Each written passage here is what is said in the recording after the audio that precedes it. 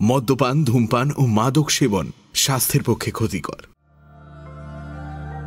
বাংলা সাহিত্যের রোমাঞ্চকর কিছু গল্প দিয়ে সাজানো আমাদের এই বিশেষ নিবেদন সানডে সাসপেন্স। আজ আপনার জন্য অরিত্রী চ্যাটার্জির লেখা গল্প দৃষ্টি। অরিত্রী চ্যাটার্জির জন্ম 1995 সালে কলকাতায়। বিশ্বভারতী থেকে সাংবাদিকতায় স্নাতকোত্তরের পর এখন তিনি হরর এবং থ্রিলার গল্প লেখেন। একাধিক ইউটিউব চ্যানেলে অরিত্রীর গল্প পাঠ করা হয়েছে। তার নিজের লেখা গল্প তিনি নিজের ব্লগ টেরিফাইং টেলসে প্রকাশও করেছেন। আজকের গল্পের সূত্রধার এবং গল্প পাঠে আমি দীপ। শুরু হচ্ছে দৃষ্টি।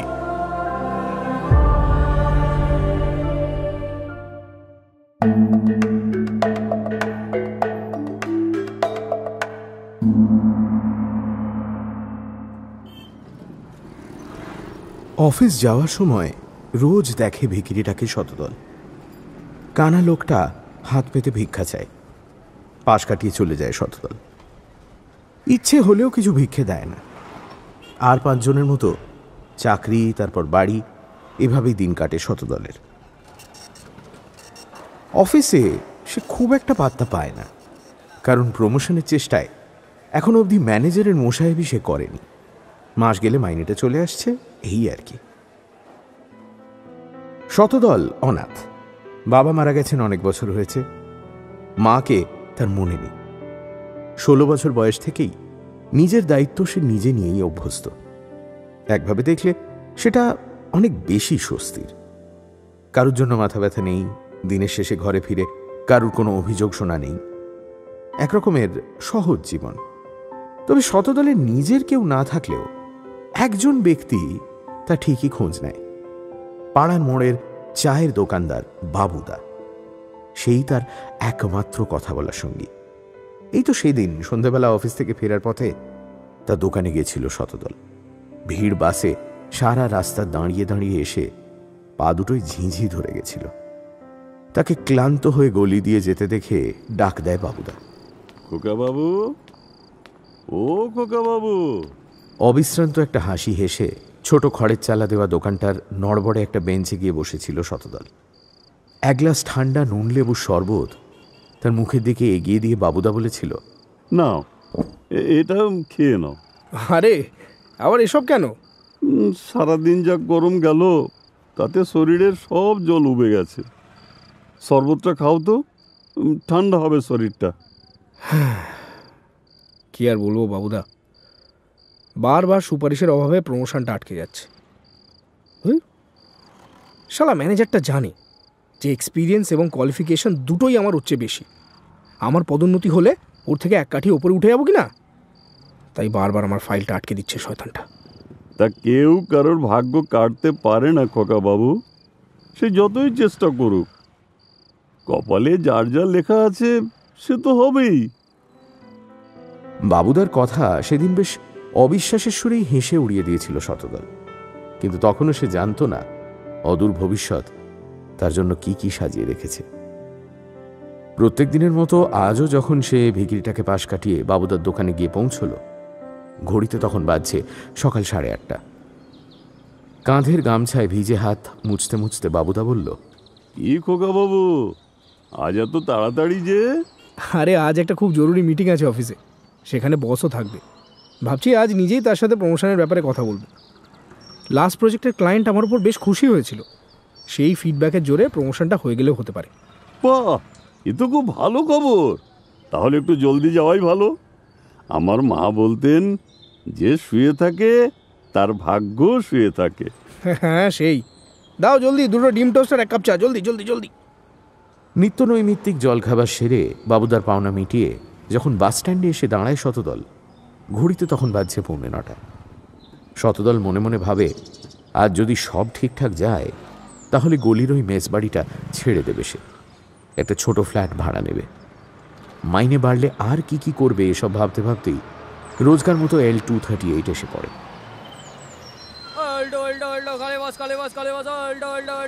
তাড়াতাড়ি ভিতরে ঢুকে জানলার ধারের অবশিষ্ট সিট অধিকার করল শতদল।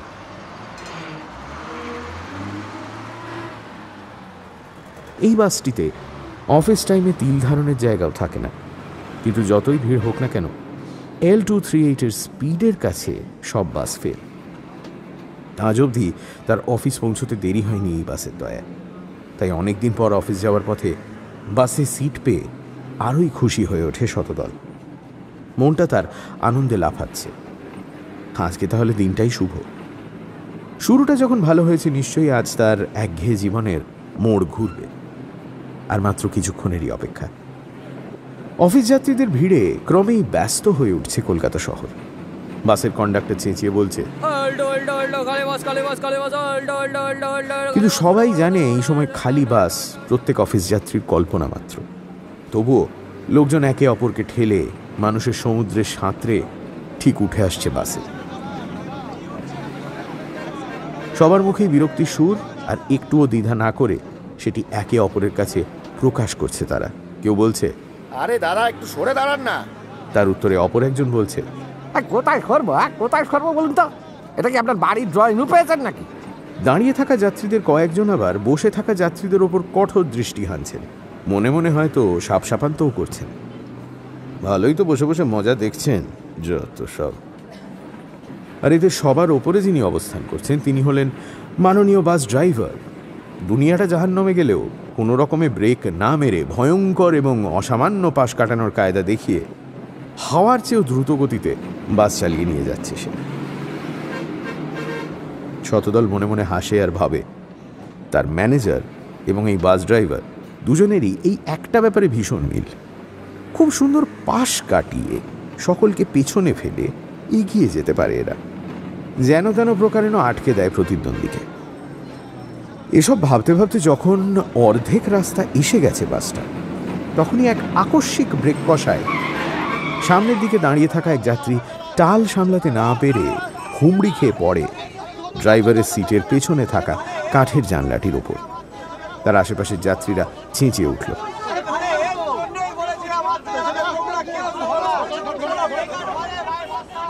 কেউ তাকে ধরার জন্য ব্যস্ততা দেখায় না।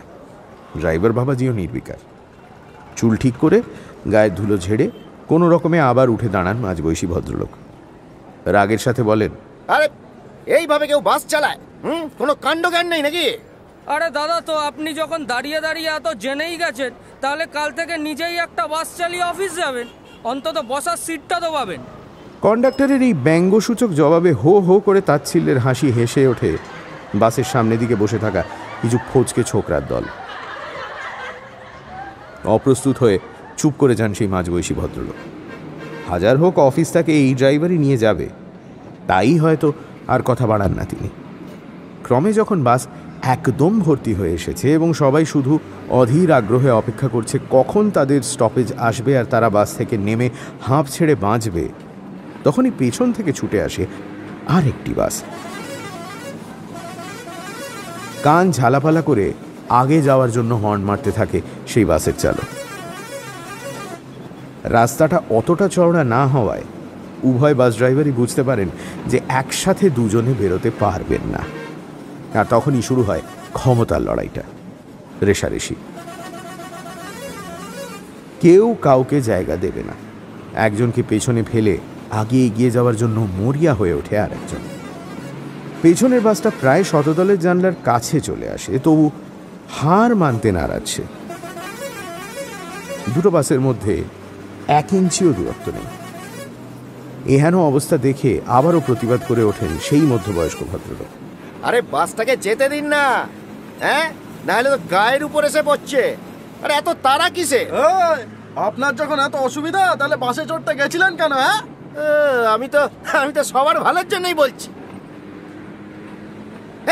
দেখছেন কিরকম রিস্ক নিয়ে ড্রাইভ করছে। এবারে তো একটা আরে ধর্মশাই, আপনি কি ওদের চেয়ে বেশি বোঝেন নাকি? ওরা রোজ এভাবেই চালায়। আস্তে আস্তে গেলে আপনার হয়তো কিছু হবে না, কিন্তু আমার অফিসে দেরি হয়ে যাবে। আমাদের সবারই তারা আছে, তাই বলে আপনি স্বার্থপরের মতন কেবল নিজের দিকটাই ভাববেন তা তো হবে না। কি বললেন? আমি স্বার্থপর? আর আপনি কি সব জানতা হরিদাস পাল না? মুখ সামনে কথা বলবেন। রাখুন তো, যত সব লাট সাহেব। এত বোঝেন যখন ট্যাক্সি করে গেলেই তো পারেন, বাসে চড়তে এসেছেন কেন? আমি বাসে যাব না ট্যাক্সিতে যাব তা কি আপনি বলবেন? আপনি বলার কে? অশিক্ষিত কোথাকার। ক্রমে দুই যাত্রীর কথা কাটাকাটি তুমুল ঝগড়ায় পরিণত হলো এবং যাত্রী বোঝাই বাসের মধ্যে চিৎকার চেঁচামেচি এমনকি মারপিট অব্দি আরম্ভ হয়ে গেল। ওদিকে উত্তাল যাত্রীদের দেখে ঘাবড়ে গিয়ে ব্রেক দেওয়ার বদলে আচমকা অ্যাক্সেলারেটরে পা চেপে সম্পূর্ণভাবে নিয়ন্ত্রণ হারিয়ে ডান দিকে এগিয়ে গেল বাসটা। আর তখনই প্রবলভাবে হর্ন মারতে মারতে পেছনের বাসটাও আগে যাওয়ার জন্য পড়ি কি মরি করে ছুটে এলো এবং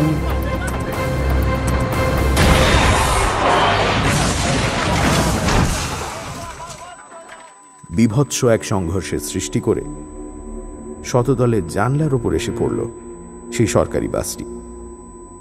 কিছু বুঝে ওঠার আগেই টুকরো টুকরো হয়ে জানলার কাঁচগুলো ঢুকে গেল শতদলের চোখে মুখে।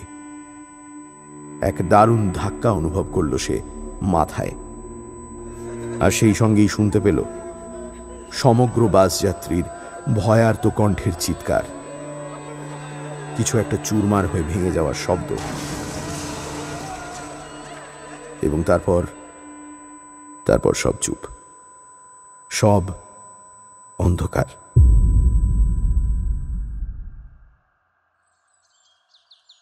ভোরবেলা দোকান খুলে সবেমাত্র চায়ের জল চাপিয়েছে বাবুদা, অমনি তার দোকানে হুড়মুড়িয়ে ঢুকে আসে মেস মালিক মলয় গুহ। শুনেছেন বাবুদা কি কাণ্ড? কেন, কি হয়েছে? আরে আমাদের শতদল বাবু, অ্যাক্সিডেন্টে তো উনিও ছিলেন। কি? কোন অ্যাক্সিডেন্ট? আরে ধুর, আপনি কি কিছুই খবর রাখেন না নাকি? বলি, কাল সকালে মানিকতলায় যে বাস দুটোর অ্যাক্সিডেন্ট হলো তার একটাই তো আমাদের শতদল বাবুও ছিলেন। কি সর্বনাশ! তুমি ঠিক জানো? আরে না হলে আর বলছি কি, এখনই হাসপাতাল থেকে ফোন করেছিল, বলল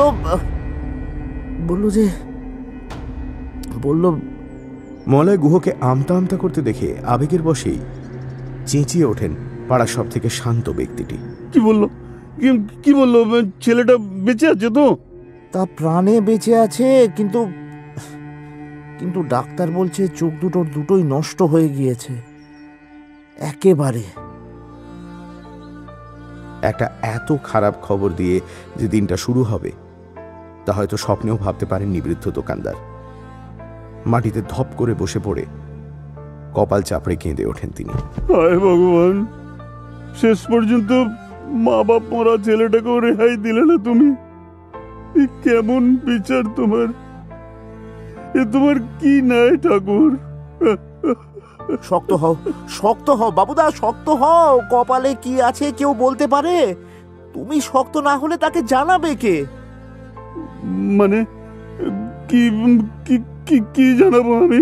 হাসপাতাল থেকে ফোন করে বললো যে শতদল বাবুর এই কিছুক্ষণ আগে জ্ঞান ফিরেছে, তার বাড়ির লোক কেউ থাকলে তাকে যেন আমি নিয়ে যাই। সে এখনো জানে না তার চোখ দুটো অন্ধ হয়ে গেছে। ডাক্তার চান তার নিজের লোক যদি সেই খবরটা দেয় তাহলে মানে আর কি হই। না, আমি কি করে? এই কি বলছো তুমি? মা বাপ মরা ছেলেটাকে গিয়ে আমি বলবো যে সে অন্ধ হয়ে গেছে? কি বলছো তুমি মলয়? আমি এই কাজ করতে পারবো না, কিছুতেই পারবো না। কিন্তু আপনি ছাড়া তার নিজের কে আছে বলুন? ঠিক আছে, না হয় আপনি নাই দিলেন তাকে এই খবরটা, আমি বলে দেব যেন ডাক্তারবাবুই কথাটা বলেন। কিন্তু আমাদের অন্তত ছেলেটার পাশে তো থাকা উচিত সেই সময়। ও তো আর কেউ নেই। বেশ, চলো তবে। নিজেকে সামলে নিয়ে চোখের জল মুছে দোকানের ঝাঁপ ফেলে মলয় গুহর সঙ্গে রওনা দেয় বাবুদা। সকাল 7টা বাজে। হাসপাতালের বিছানায় শুয়ে তার আশেপাশের জগৎটা ঠাউর করার চেষ্টা করছে শতদল। দূরে কারা যেন কাঁদছে, আর কারা যেন অনর্গল কথা বলে যাচ্ছে। সে দিব্যি বুঝতে পারছে তার চারপাশে ব্যস্ত হয়ে অনেকে হেঁটে চলে বেড়াচ্ছে। একটা বিকট ফিনাইলের গন্ধে ঘর ভরে রয়েছে। চোখের সামনে একরাশ অন্ধকার দেখে মুখের ওপর হাত চালায় শতদল। চোখের ওপর ব্যান্ডেজ বাঁধা, আর সেই সাথেই মাথার পিছনে অসহ্য যন্ত্রণা অনুভব করে সে। হেভিলি সিডেটেড হওয়ার জন্য এখনো যে সে একটা ঘোরের মধ্যে আছে সেটা বেশ বুঝতে পারে। ধীরে ধীরে অফিসের জন্য বাসে ওঠা এবং বাসের এক ভয়ঙ্কর ধাক্কায় জানলার কাঁচ টুকরো টুকরো হয়ে মুখে এসে পড়ার স্মৃতি ফিরে আসতে থাকে তার। ক্ষীণ কণ্ঠে সে এবার কথা বলে ওঠে। শুনছেন? কেউ আছেন? ঘরের ব্যস্ততা, পায়ের শব্দ, ফিনাইলের গন্ধ, সবাই যে যার মতো নিরুত্তর থেকে গেলেও একজন মহিলার উত্তেজিত কণ্ঠস্বর তার কানে ভেসে আসে। ডাক্তারবাবু, পেশেন্টের আবার জ্ঞান এসেছে, কথা বলছে। এতক্ষণে শতদল বুঝতে পারে যে সে হাসপাতালের বিছানায় শুয়ে রয়েছে। এই প্রথম তার কানে আসে হার্ট রেট মনিটরের একঘেয়ে বিপিং সাউন্ড। তাহলে তার অ্যাক্সিডেন্ট হয়েছে, সত্যিই সে এখন আহত। অফিসে সে পৌঁছতে পারেনি। একটা পায়ের আওয়াজ তার বিছানার কাছে এগিয়ে এসে থেমে যায়। এখন কেমন লাগছে আপনার? মাথায় খুব ব্যথা। আপনি? আমি ডক্টর অমরেশ মল্লিক। দুদিন আগে অফিস যাওয়ার পথে মানিকতলার মোড়ে দুটো সরকারি বাসের সংঘর্ষে আপনি সহ আরও 8 জন গুরুতর জখম হয়। আনফর্চুনেটলি তার মধ্যে 3 জন পেশেন্টকে আমরা বাঁচাতে পারিনি। আপনি 5 নম্বর সার্ভাইভার, যার আজ জ্ঞান ফিরেছে। আমি ভালো হয়ে যাবো তো ডাক্তারবাবু? মাথায় একটু ব্যথা লেগেছে ঠিকই, কিন্তু চোখের উপর কেন ব্যান্ডেজ লাগিয়েছেন বলুন তো? আমার তো চোখে কোনো ব্যথা নেই। হ্যাঁ, মানে বাসটা যখন উল্টালো তখন একটা কাঁচের টুকরো আমার মুখে এসে বিঁধেছিল, কিন্তু। খোকা বাবু! এ কি বাবুদা তুমি এসছো? দেখো দেখি, অফিস যাচ্ছিলাম আর কি হয়ে গেল। যাক, তুমি যখন নিতে এসেছো তার মানে আমি ঠিকই আছি। বেকার তুমি কষ্ট করে।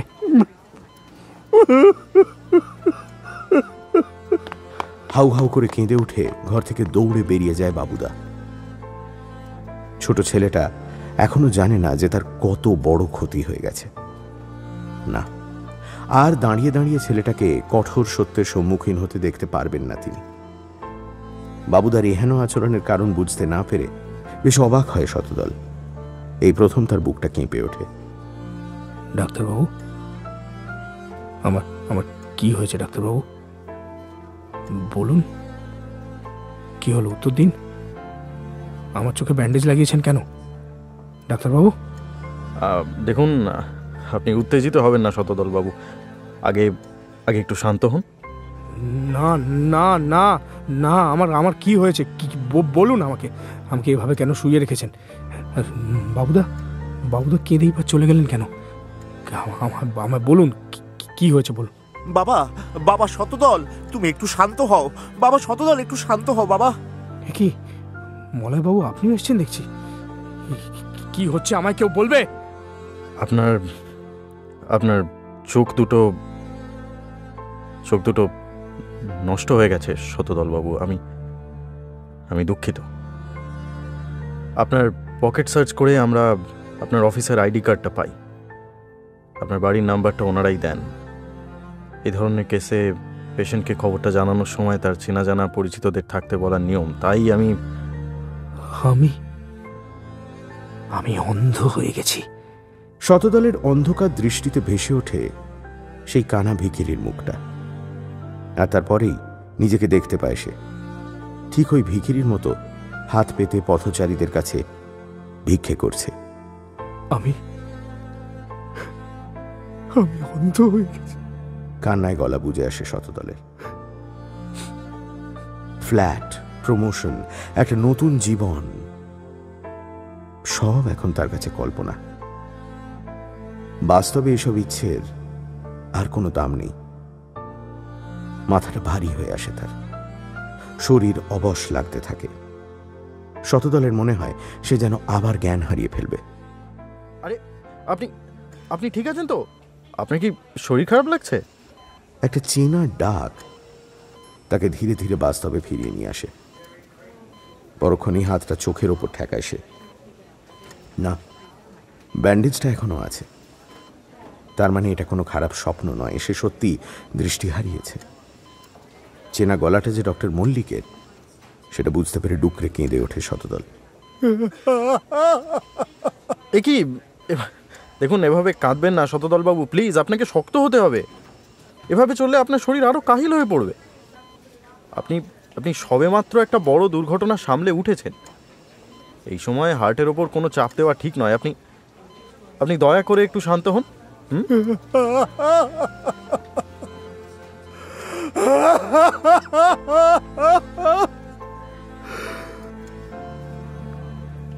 বেঁচে থেকে আমার কি বা লাভ আছে এখন? আচ্ছা আচ্ছা, আপনি তো ডাক্তার, আপনি পারেন না আমাকে এমন কোনো ওষুধ দিতে যাতে আমি চিরতরের মতো ঘুমিয়ে পড়তে পারি? বলুন না, পারেন না ডাক্তারবাবু? এসব কি বলছেন বলুন তো? আপনি কি ভাবছেন একা আপনার জীবনই হতাশাজনক? দেখুন, শয়ে শয়ে রুগী আসে এই হাসপাতালে। তারা সবাই অদৃষ্টের কাছে কাকুতি মিনতি করে, ভগবানকে ডেকে জিজ্ঞাসা করে কেন তাদের সাথেই এমন হলো। এই পৃথিবীতে শুধু আপনি একা অসহায় নন। ডাক্তার হয়ে যখন একটা মানুষকে আমরা ফিরিয়ে আনতে পারি না, মৃত্যুর কাছে যখন আমরা রোজ হেরে যাই, তখন আমাদের যে কতটা অসহায় বোধ হয় আপনার কোনো ধারণা নেই। খুব অর্থহীন মনে হয় তখন এই জীবন আর পেশা। কান্নার বেগ কিছুটা কমে আসে এবার। চুপ করে কিছুক্ষণ শুয়ে থাকে শতদল। কেউ কোনো কথা বলে না। ডক্টর মল্লিকও যেন শতদলকে সময় দেন তার জীবনের সবচেয়ে বড় দুঃসংবাদটা সামলে ওঠার। আধ ঘন্টা পরে শতদলের মন আগে থেকে কিছুটা হালকা অনুভব করে। 5 স্টেজেস অফ গ্রিফের থিওরি অনুযায়ী শতদলের মন এবার অ্যাকসেপ্টেন্স ফেজটিতে অবতীর্ণ হয়। তাকে মেনে নিতে হবে এই ভবিতব্য। সে এখন ফিজিক্যালি চ্যালেঞ্জড, আর এটাই বাস্তব। শতদলকে সামলে উঠতে দেখে এতক্ষণে প্রথম কথা বলেন ডক্টর মল্লিক। আপনার চোখে যে কাঁচের টুকরোগুলো ঢুকেছিল সেগুলো আমরা অনেক আগেই অপারেশন করে বার করে দিয়েছি। আজ আমরা আপনার ব্যান্ডেজ খুলে দেব, কিন্তু তার আগে কয়েকটা কথা আমি আপনাকে জানাতে চাই। বেশ, বলুন। ব্যান্ডেজ খোলার পর আলোর সংস্পর্শে এসে আপনার দৃষ্টিতে হয়তো অনেক রকম এফেক্ট হতে পারে। অন্ধকার ছাড়াও আপনি ছোট ছোট রশ্মির ছটা, আবছা ধোঁয়ার একটা পরত, এইসব এক্সপিরিয়েন্স করতে পারেন। আর তখন মনে হতে পারে যে আপনি হয়তো আবার দেখতে পাবেন, কিন্তু I am sorry, I have to tell you this way, but I should remember that I am blind. এটাই বলবেন তো, যে আমি আর কোনো দিন চোখে দেখতে পাবো না? এটাই বলবেন তো? ডাক্তাররা কখনো আশাহীন কথা বলেন না শতদলবাবু। আপনি নিজের চোখ দিয়ে আর কোনোদিনই দেখতে পারবেন না, এটা যেমন ঠিক, তেমনি ট্রান্সপ্লান্ট করতে পারলে আপনি আবার দৃষ্টি ফিরে পেতে পারেন, এটাও ঠিক। শতদল এই কথার কোনো উত্তর দেয় না, শুধু একটা দীর্ঘশ্বাস ছাড়ে। ডক্টর মল্লিক ভেবেছিলেন আই ট্রান্সপ্লান্টের কথায় শতদল উত্তেজিত হয়ে উঠবে, কিন্তু তার থেকে সম্পূর্ণ বিপরীত প্রতিক্রিয়া পেয়ে তিনি বেশ অবাকই হলেন। মাথা নিচু করে শতদল বলল, যেদিন অ্যাক্সিডেন্টটা হয় সেদিন আমি অফিস যাচ্ছিলাম। একটা জরুরি মিটিং ছিল। ভেবেছিলাম সেটা শেষ হলে আমার বসের সাথে প্রমোশন নিয়ে কথা বলবো। ট্রান্সপ্লান্ট করার মতো পয়সা আমার নেই, আর ভবিষ্যতে যে চাকরি করে সেটা জোগাড় করব সেই সম্ভাবনাও তো আর। মুখের ওপর দিয়ে একবার হাত চালিয়ে মাথাটা একপাশে ফিরিয়ে নেয় শতদল। কান্না বুঝে আসা গলায় বলে, নিন, ব্যান্ডেজটা খুলে দিন। সময় নিয়ে যথেষ্ট তৎপরতার সাথে শতদলের ব্যান্ডেজ খুলে দেন ডক্টর মল্লিক। তার দেয়া কালো চশমাটা পড়লেও ওয়াকিং স্টিক নিতে কিছুতেই রাজি হলো না শতদল।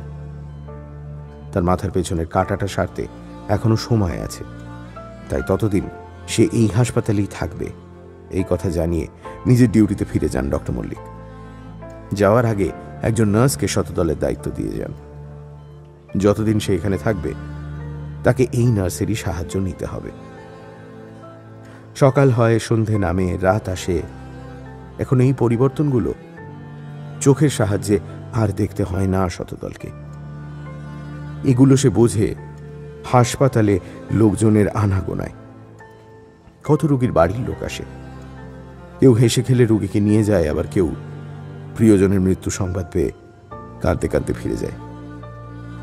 হয়তো প্রত্যেক দিন এত মানুষের জীবনকে ভেঙে পড়তে দেখে এখন আর নিজের জন্য দুঃখ পায় না শতদল। সারাদিন অন্ধকারের দিকে চেয়ে শুয়ে থাকে।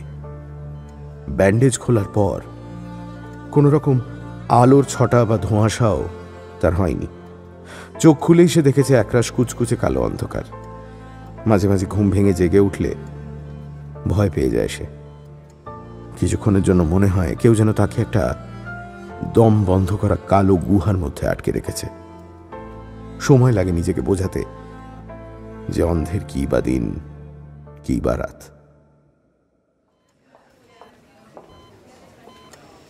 প্রায় 10 দিন হয়ে গেল শতদল এই হাসপাতালে রয়েছে। এর মধ্যে বাবুদা এসেছে 3 বার, মলয়বাবু 2 বার। সকলকেই সে আর আসতে বারণ করে দিয়েছে। কি হবে এইসব লোকের সাথে মায়া বাড়িয়ে? হাসপাতাল থেকে ছাড়া পেলে তাকেও তো রাস্তায় কোনো ফুটপাতে বসে ভিক্ষে করতেই হবে। জমানো টাকা যা আছে তা দিয়ে কোনো আশ্রমে থাকা সম্ভব কি না, এইসবই যখন শতদল ভাবছিল তখনই ঘরে ঢুকলেন ডক্টর মল্লিক। দুটো খবর আছে শতদল বাবু, একটা ভালো একটা খারাপ। আজ তার গলার সুর একটু আলাদা। চোখের দৃষ্টি না থাকলেও ডক্টর মল্লিকের গলার আওয়াজকে অনুসরণ করে মাথাটা বাঁদিকে ঘোরায় শতদল। মানে কি কি কি খবর? আগে কোনটা শুনবেন বলুন? খারাপটাই আগে বলুন, ওটাই তো সবচেয়ে বেশি এক্সপেক্টেড এখন আমার কাছে। বেশ, তবে তাই হোক। খারাপ খবরটা হলো কাল আপনার বাড়ি যাওয়া হবে না। এত সহজে আপনি হাসপাতাল থেকে ছাড়া পাচ্ছেন না। কেন? তার উত্তর দিতে গেলে তো এবার ভালো খবরটা শোনাতে হয়। সরকার থেকে যে 8 জন এই দুর্ঘটনায় সবচেয়ে বেশি আহত হয়েছেন তাদেরকে 3 লাখ টাকা করে কম্পেনসেশন দেওয়া হচ্ছে। কর্নিয়াল ট্রান্সপ্লান্ট করতে সব মিলিয়ে 2 থেকে 2.5 লাখ টাকার খরচা আছে। আমার এক বিলেত ফেরত বন্ধু ডক্টর বাগচি এখানে ভালোই নাম করেছেন, সুতরাং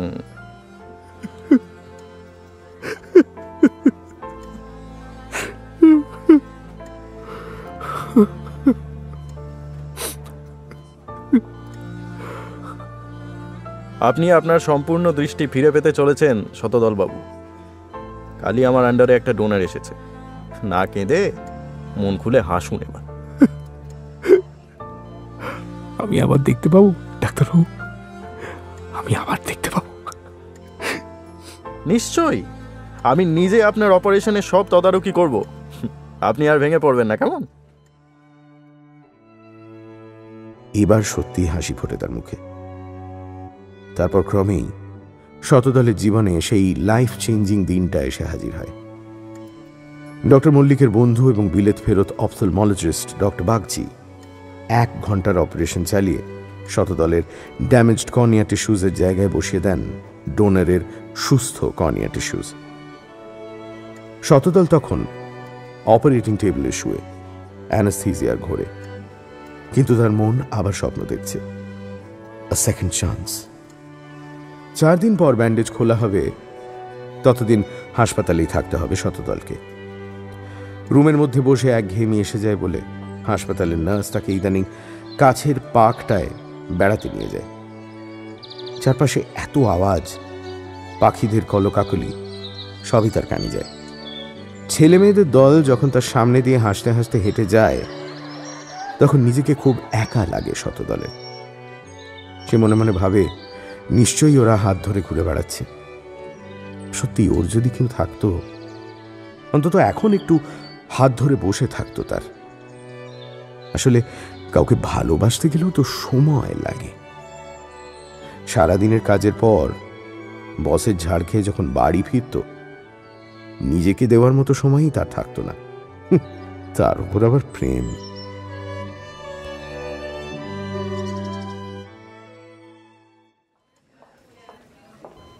দিনটা ছিল বুধবার।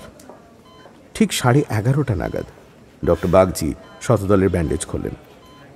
তার চেম্বারে ততক্ষণে হাজির ডক্টর মল্লিকও।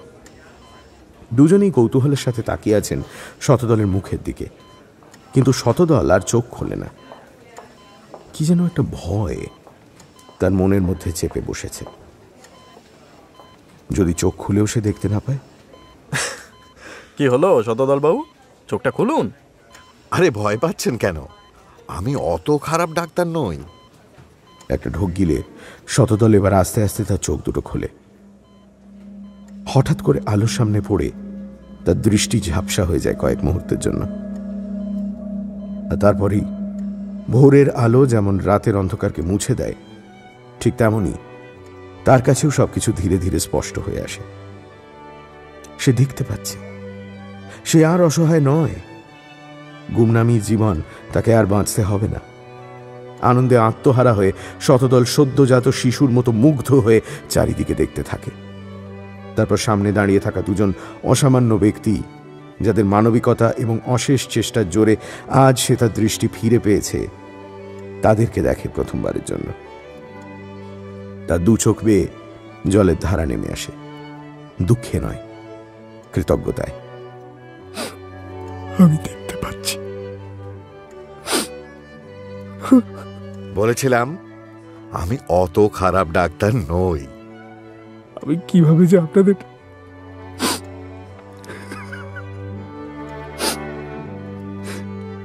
কি বলছেন আপনি শতদল বাবু?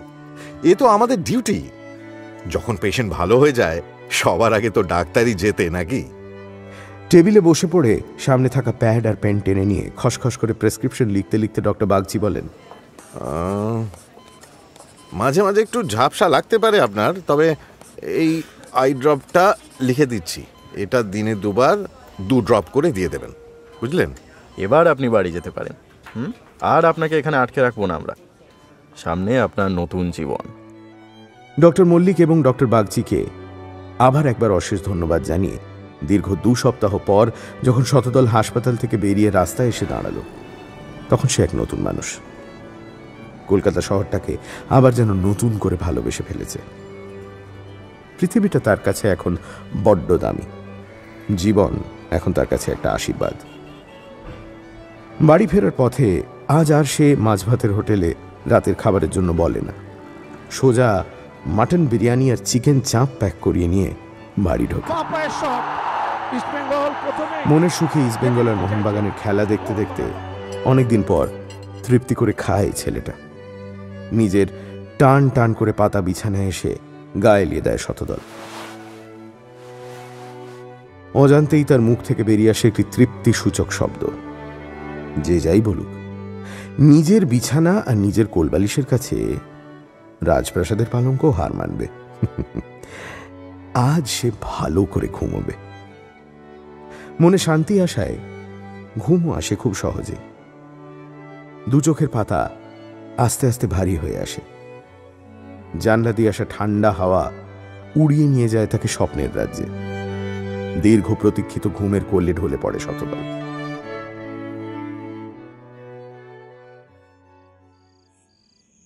রাত তখন কটা হবে খেয়াল নেই।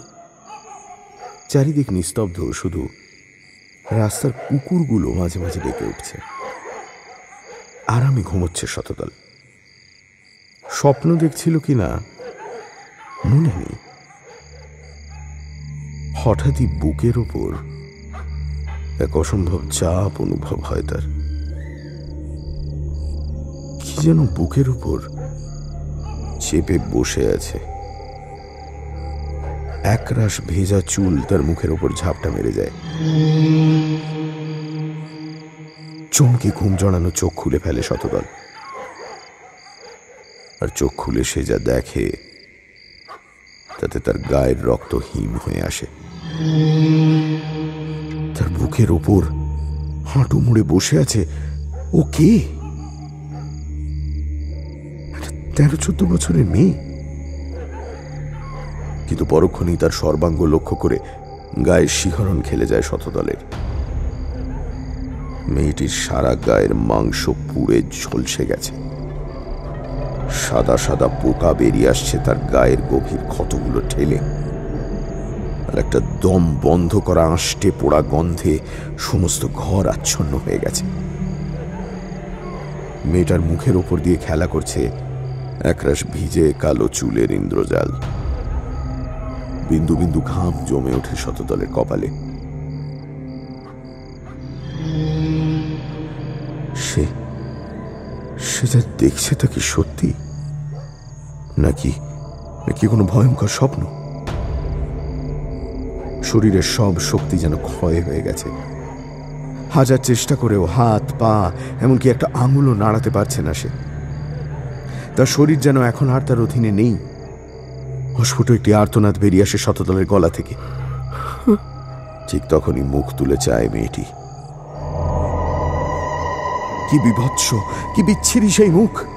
ভাবহীন সেই মুখে চোখের জায়গায় রয়েছে দুটি গভীর গর্ত, যেন কেউ তার চোখ দুটি উপড়ে নিয়েছে। সারা শরীরটা আগুনে ঝলসে গেলেও মুখের চামড়া অক্ষত রয়েছে, কিন্তু সে চামড়ার রং এতই ফ্যাকাশে যে দেখলে মনে হয় রক্তের এক বিন্দুও মেয়েটার শরীরে অবশিষ্ট নেই। আর সহ্য করতে পারে না, একটা চাপা গোঙানির মতো শব্দ বেরিয়ে আসে শতদলের গলা থেকে। সে বুঝতে পারে অস্বাভাবিক ভয়ে আর আতঙ্কে সে জ্ঞান হারিয়ে ফেলছে। ধীরে ধীরে অন্ধকার হয়ে যাচ্ছে সবকিছু। অজ্ঞান হয়ে যেতে যেতে ঝাপসা দৃষ্টিতে শতদল দেখে মেয়েটির মুখ এক বিরাট অন্ধকার হাতে খুলে যাচ্ছে।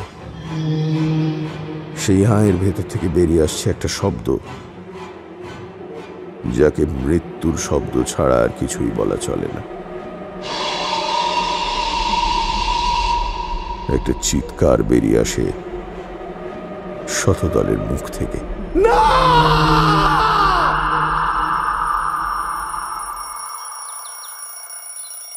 সকালের অ্যালার্ম ঘড়িটার কান ফাটানো আওয়াজে লাফিয়ে বিছানা থেকে উঠে বসে শতদল। কি হয়েছিল কাল রাতে? ঘরের দরজা তো ভেতর থেকে বন্ধ, তাহলে মেয়েটা তার ঘরে ঢুকলো কি করে? কি ছিল মেয়েটা? সে কি সত্যি এসেছিল নাকি নাকি সবটাই একটা দুঃস্বপ্ন? অসহ্য যন্ত্রণায় মাথা ফেটে যাচ্ছে তার। বেড স্ট্যান্ডে রাখা জলের গ্লাসের সবটুকু জল একবারে নিঃশেষ করে বিছানা ছেড়ে উঠে পড়ল শতদল। আয়নার সামনে গিয়ে দাঁড়ালো। কত রোগা হয়ে গেছে সে, চোখের তলায় কালি পড়েছে। প্রথমবার শতদল তার দুটো চোখকে এত কাছ থেকে ভালো করে লক্ষ্য করল। চোখ দুটোর রং কালো নয়, গাঢ় বাদামি। নিজের চোখের মনির দিকে তাকিয়ে থাকতে থাকতে আগের দিন রাতের মতো সেই মেয়েটার মুখটা মনে করে শিউরে ওঠে শতদল। নিজেই নিজেকে আশ্বাস দেয় সে, কাল রাতে সে যা দেখেছে সেটা পুরোটাই তার মনের ভুল। ডক্টর বাগচি ঠিকই বলেছিলেন, let the past be in the past. যা ঘটে গেছে তা নিয়ে ভেবে মাথা খারাপ করার কোনো মানে হয় না। আজ অনেকদিন পরে অফিস যাবে সে, চেহারাটা একটু শুধরে নিতে হবে তো। দাড়ি কামিয়ে ঠান্ডা জলে ভালো করে স্নান করে অনেকটা রিফ্রেশড মনে হয় শতদলের। নতুন শার্ট পরে একটা, একটু ভাতে ভাত ঘি আর ডিম সেদ্ধ খেয়ে যখন বাসের জন্য রাস্তার মোড়ে এসে দাঁড়ায়, তখন আগের দিনের রাতের ঘটনা তার কাছে আবসা হয়ে এসেছে। ঠিক 9:30 অফিস পৌঁছে সবার প্রথম চোখাচোখি হয় তার রিপোর্টিং হেড ত্রিদীপ রাহার সঙ্গে। শতদলকে দেখে একটু বাঁকা সুরে হেসে তিনি বলেন, আরে শতদল যে, তুমি ভাই যা খেল দেখালে, আচ্ছা আচ্ছা হিন্দি ফিল্মের হিরো তোমার কাছে হার মানবে। আরে অফিসে তো সবাই খালি তোমার কথাই বলে যাচ্ছে। মিস্টার রাহার মুখ থেকে একসাথে এতগুলো কথা বোধহয় শতদলই প্রথম শুনছে। এর আগে তিনি শতদলের সাথে কথা বলা তো দূরের কথা, তার পাশ দিয়ে হেঁটে গেলেও ঘুরে তাকাতেন না। Thank you. আচ্ছা, বস কি এসছেন? আমার ওনার সাথে একটু দরকার আছে। হ্যাঁ, যাও যাও। উনি অবশ্য নিজেও তোমার কথা বলছিলেন একটু আগে। ত্রিদীপ রাহা আরেকবার হেসে ক্যান্টিনের দিকে চলে যায়। বসের কেবিনের দিকে হাঁটতে হাঁটতে শতদল বেশ বুঝতে পারে অফিসের সবার নজর এখন তারই ওপর। অনেকেই তাকে এগিয়ে এসে শুভেচ্ছা জানায়, আর সেও সবাইকে ঘাড় নেড়ে একই প্রত্যুত্তর দেয়। কাঁচের দরজা লাগানো চিল্ড এসি রুমে বসে কফি পেয়ালাতে চুমুক দিচ্ছিলেন এই মাল্টিন্যাশনাল কোম্পানির boss Giriraj Bansal. May come in sir? Oh, my goodness, হ্যাঁ mister Pramanik, you are finally back. তা শরীর কেমন আছে এখন আপনার? ভালো আছি স্যার। আপনার সঙ্গে কিছু কথা ছিল। আরে নিশ্চয়ই নিশ্চয়ই, আপনার সাথে কথা বলবো বলেই তো বসে আছি। So the transplant looks like a big success. হ্যাঁ, তা বলতে পারেন। জীবনে আমার আর কিছু না থাকলেও লাক যে আছে সেটা আমি পুরো দমে বিশ্বাস করি। Indeed, indeed. Very few people get this lucky. Mr. Pramanik, you should enjoy your life now. No regrets. সেই জন্যই তো আজ আপনার সাথে কথা বলতে এসেছি স্যার। গত 3 বছর ধরে কোয়ালিফিকেশন থাকা সত্ত্বেও কেবলমাত্র সুপারিশের অভাবে এই সেলসম্যানের চাকরি আমি মুখ বুজে করে গেছি স্যার, শুধুমাত্র এই ভেবে যে একদিন আমার ডেডিকেশন ঠিক আপনার নজর কাড়বে। অথচ এমন কপাল যে ফাইনাল প্রেজেন্টেশনের দিনই জীবনের মোড় ঘুরে গেল। তাই স্যার আমি আর ভনিতা না করে সোজা কথাটা একদম সোজা সাপটাভাবে বলছি sir. I very well deserve the post of the general branch manager. যদি কোম্পানি এখনও আমাকে সেই সুযোগ না দেয় তাহলে আমি রিজাইন করবো sir. Seems like the accident has turned you into a confident man, Mr. Pramanik. একদম ঠিক বলেছেন স্যার। এই দ্বিতীয় জীবন আমাকে অনেক কিছু শিখিয়েছে। সময় যে কারোর জন্য থেমে থাকে না সেটাই এখন আমার কাছে সবচেয়ে বড় সত্য। তাই আপনার ডিসিশনটা জানতে পারলে আমারও সুবিধে হতো। বেশ তো আপনার প্রমোশন তো অনেক আগে থেকেই ডিসাইডেড ছিল। And being very honest, you do have an impressive track record. আপনি কিচ্ছু চিন্তা করবেন না, আমি আজই রাহার সাথে কথা বলে সব ব্যবস্থা করে দিচ্ছি। কাল সকালে আপনার প্রমোশন লেটার আপনার টেবিলে থাকবে। কি এবার খুশি তো? Thank you sir, thank you so much. Have a good day. বসের কেবিন থেকে বেরিয়ে সোজা মেন্স ওয়াশরুমে যায় শতদল।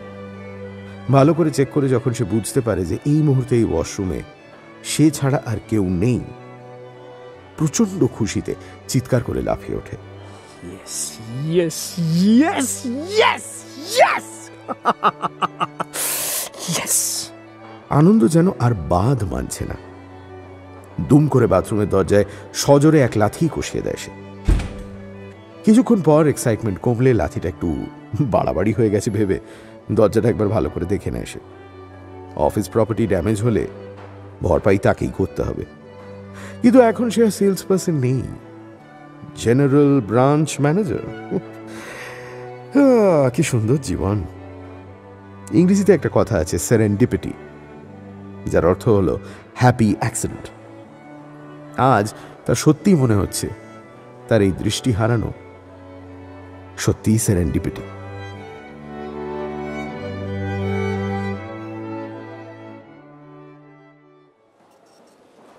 অফিসের কাজ শেষ হতে হতে 5টা বেজে যায়। সমস্ত ফাইল গুছিয়ে নিজের ডেস্ক খালি করে বাড়ির জন্য বেরোয় শতদল। কাল থেকে আর এই কিউবিকল নয়, তার নিজের কেবিনে বসবে সে। এবার তাকেও সবাই স্যার বলে সম্বোধন করবে, ভেবেই গায়ের রোমাঞ্চ হয় তার। বাসের জায়গায় আজ একটা উবার বুক করে সে। ঠান্ডায় এসি ক্যাবে বসে আরাম করে বাড়ি যাবে। এবার খুব শিগগিরই একটা 1 বেডরুম ফ্ল্যাটের খোঁজ করতে হবে তাকে। উবারে বসে আপন মনেই হাসতে থাকে শতদল। গাড়িতে রেডিও বাজছে, আর তাতে হচ্ছে ফির হেরাফেরি সিনেমার সেই বিখ্যাত গানটা, দেনে ওয়ালা জব ভি দেতা দেতা ছপ্পড় ফাড় কে। সত্যি ভগবান যেমন এক হাতে নেন তেমনি আরেক হাতে দুগুণ ফিরিয়েও দেন। আজ তো আবার ডাবল সেলিব্রেশন। বাড়ি পৌঁছে কাছে নামি চাইনিজ রেস্টুরেন্টটা থেকে অর্ডার করবে মিক্সড ফ্রাইড রাইস আর মাঞ্চুরিয়ান চিকেন। স্বস্তির সাথে খেতে খেতে মৃত বাবা মায়ের উদ্দেশ্যে শতদল বলে ওঠে, আমি জানি এসব তোমাদেরই আশীর্বাদ। তোমরা যেখানেই থাকো ভালো থেকো। চোখের কোণায় জল এসে যায় তার। খুব ছোটবেলায় বাবা মাকে হারিয়েছে সে। আজ যদি তারা থাকতেন এই খুশি ভাগ করে নিত সে তাদের সাথে। খাওয়া শেষ হলো। লন্ড্রি থেকে আসা সদ্য ইস্ত্রি করা শার্ট, প্যান্ট, টাই সব গুছিয়ে রাখলো শতদল। এই মাসের মাইনে পেলে একটা ভালো স্যুট কিনবে সে। অনেকদিনের শখ তার। ওই টাকলা বনসলকে যখন স্যুট মানায় তখন তাকে সিনেমার নায়কের থেকে কম কিছু লাগবে না। পরের দিন অফিসে গিয়ে কার উপর কি হুকুম চালাবে, কিভাবে অ্যাটিটিউড নিয়ে চলবে, এসব ভাবতে ভাবতেই ঘুমিয়ে পড়ে শতদল।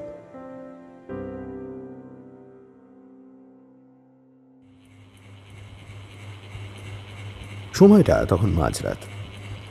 মাথার উপর পুরনো জং ধরা সিলিং ফ্যানটা ক্যাঁচ ক্যাঁচ শব্দ করে ঘুরে চলেছে।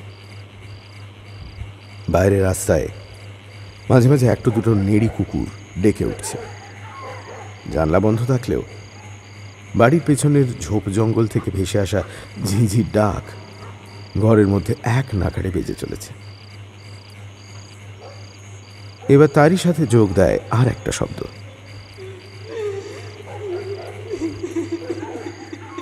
একটা চাপা অস্ফুট ভেসে আসা কান্না। একটা মেয়ে কাঁদছে, ডুকরে ডুকরে কাঁদছে। শতদল কি আবার দুঃস্বপ্ন দেখছে? ধর্মর করে বিছানায় উঠে বসে সে। নিজের গায়ে নিজেই একটা চিমটি কাটে। না, এ তো স্বপ্ন নয়, সত্যিই কেউ কাঁদছে। কিন্তু এত রাতে এরম করে কেন কাঁদছে? সে বেশ বুঝতে পারছে তার হৃৎপিণ্ডের ধুকপুকুনি আবার বেড়ে উঠেছে। কি যেন এক অজানা ভয় তাকে ধীরে ধীরে গ্রাস করছে। সে যেন আভাস পাচ্ছে কিছু একটা হতে চলেছে, কিন্তু বুঝতে পারছে না কি। আস্তে আস্তে বিছানা থেকে নেমে রান্নাঘরের দিকে এগিয়ে যায় শতদল। কান্নাটা তো ওই দিক থেকেই আসছে। যত সে এগোয় কান্নার আওয়াজটা আরো স্পষ্ট হয়ে ওঠে। দরজার সামনে পৌঁছে সে দেখে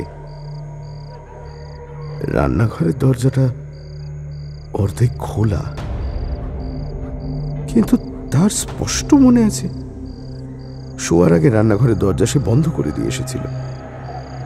তাহলে নিশ্চয়ই কেউ দরজার হাতল ঘুরিয়ে রান্নাঘরের দরজাটা খুলেছে। কিন্তু ঘরের সদর দরজাও তো ভেতর থেকে বন্ধ। তাহলে বাইরের কেউ কি করে? কিছু বুঝতে না পেরে কাঁপা কাঁপা কণ্ঠে প্রশ্ন করে শতদল, কে কে ওখানে? কে ওখানে? কে? কান্নাটা হঠাৎই থেমে যায়। একটা তীব্র আলোর রশ্মি বেরিয়ে আসছে সেই দরজার ফাঁক থেকে, আর তারই সাথে নাকে আসছে একটা বিকট পোড়া গন্ধ। কাগজ বা কাঠ পোড়ার গন্ধ নয়, মাংস পোড়ার গন্ধ। শতদলের মনে পড়ে যায় বাবা মারা যাওয়ার সময় নিমতলা ঘাটে তার দেহ যখন চুল্লিতে দেওয়া হয়েছিল, ঠিক এই রকম গন্ধ তার নাকে গিয়েছিল। বমি করে ফেলেছিল সেদিন শতদল। আজ আবার সেই একই রকম গন্ধ নাকে যেতে গা গুলিয়ে ওঠে তার। এক হাতে নাক চেপে দুরু দুরু বুকে আস্তে করে দরজাটায় ঠেলা দেয় শতদল। একটা বিশ্রী শব্দ করে খুলে যায় দরজা, আর সেই সাথে তার সামনে ফুটে ওঠে এক ভয়ঙ্কর দৃশ্য। রান্নাঘরের ঠিক মাঝখানে দাঁড়িয়ে আছে আগের দিন রাতে দেখা সেই বিভীষিকাময় নারী মূর্তি। দাউ দাউ করে আগুন জ্বলছে তার সর্বাঙ্গে। পুড়ে ঝলসে যাওয়া দেহ থেকে থপ থপ করে গলে গলে পড়ছে মাংসের দলা। আগুনের লেলিহান শিখায় আলোয় আলো হয়ে গেছে সমগ্র রান্নাঘর। কি ভীষণ তার তাপ, যেন সবকিছু পুড়িয়ে ছারখার করে দেবে এই আগুন। দরজা খোলার আওয়াজে সেই ভীষণ রূপী নারী মূর্তিটি হঠাৎ ঘুরে তাকায় শতদলের দিকে, আর তারপরে মেয়েটির মুখ থেকে বেরিয়ে আসে এক ভয়াবহ চিৎকার। কানে তালা লাগিয়ে দেয় সেই কাতর হাহাকার। অজ্ঞান হয়ে মেঝেতে পড়ে যায় শতদল।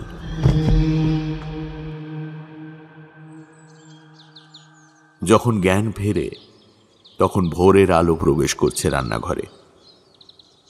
মাথায় অসহ্য যন্ত্রণা নিয়ে আস্তে আস্তে উঠে বসে শতদল। এ কি হচ্ছে তার সাথে? সে কি পাগল হয়ে যাচ্ছে? সবকিছু তো এখন তার মনের মতোই চলছে। তাহলে তাহলে কেন বারবার এরকম ভয়ঙ্কর দুঃস্বপ্ন দেখছে সে? না না না, এ তার কল্পনা ছাড়া আর কিছুই হতে পারে না। যবে থেকে সে দৃষ্টি ফিরে পেয়েছে তবে থেকে এইসব অর্থহীন বিভীষিকাময় ঘটনা ঘটে চলেছে তার সাথে। যে মেয়েটিকে সে দেখছে সে কে? কি তার পরিচয়? কেন তার চোখের জায়গায় দুটো খালি গহ্বর? কেন প্রতি রাতে এসে দেখা দিচ্ছে সে শতদলকে? তাহলে কি কোনো অজানা অশরীরই শতদলের পিছু নিয়েছে? ঘড়ির দিকে তাকিয়ে শতদল দেখে 9টা বাজতে চলেছে। কি সর্বনাশ! আজ তার দেরি করা চলবে না। পাড়ার মোড় থেকে একটা ট্যাক্সি নেয় শতদল। 2 রাত ভালো করে ঘুম না হওয়ায় তাকে খুব ক্লান্ত দেখাচ্ছিল। চোখের তলায় কালি যেন দিনে দিনে আরো জাঁকিয়ে বসছে। না, এভাবে ভেঙে পড়লে চলবে না। ট্যাক্সিতে যেতে যেতে নিজেকে বোঝায় শতদল, এটাই তো সে চেয়েছিল, প্রমোশন, ফ্ল্যাট, একটা আরামের জীবন। আর আজ যখন সবকিছু তার হাতের মুঠোয়, এসব কি আবল তাবল দেখছে সে। নিজের ওপর ভীষণ রাগ হয় শতদলের। সেদিন ডক্টর মল্লিক তাকে ডোনারের ইনফরমেশন দিতে চাননি। কি দরকার ছিল তার গায়ে পড়ে জোর করে মেয়েটার ব্যাপারে জানতে চাওয়ার? Bloody fool.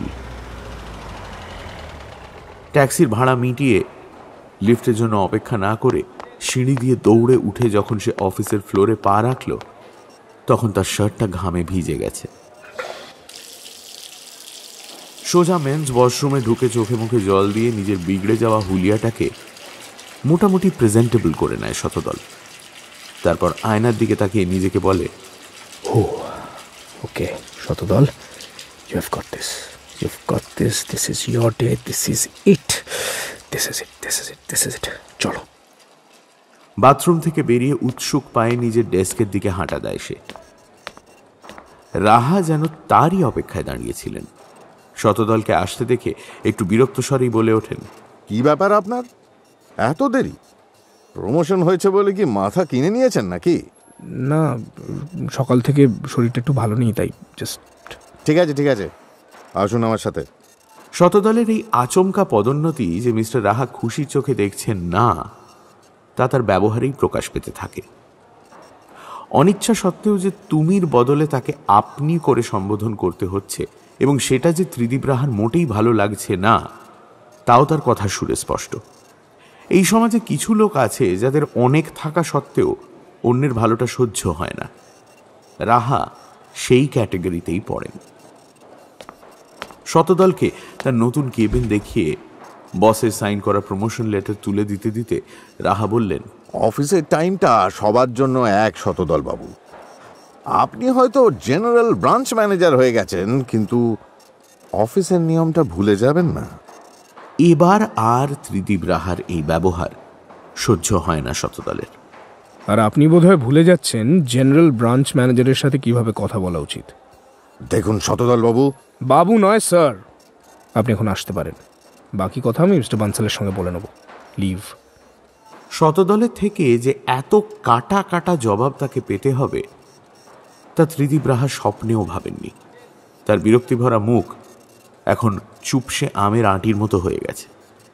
আর একটাও কথা না বলে মাথা নিচু করে শতদলের কেবিন ছেড়ে গুটি গুটি পায়ে বিদায় নেন ত্রিদীপ রাহা। নরম গদিওলা হাই ব্যাক চেয়ারে বসে টেবিলের ওপর রাখা চাপা দেওয়া জলের গ্লাসের ঢাকনা সরিয়ে ঢকঢক করে সবটুকু জল খেয়ে ফেলে শতদল।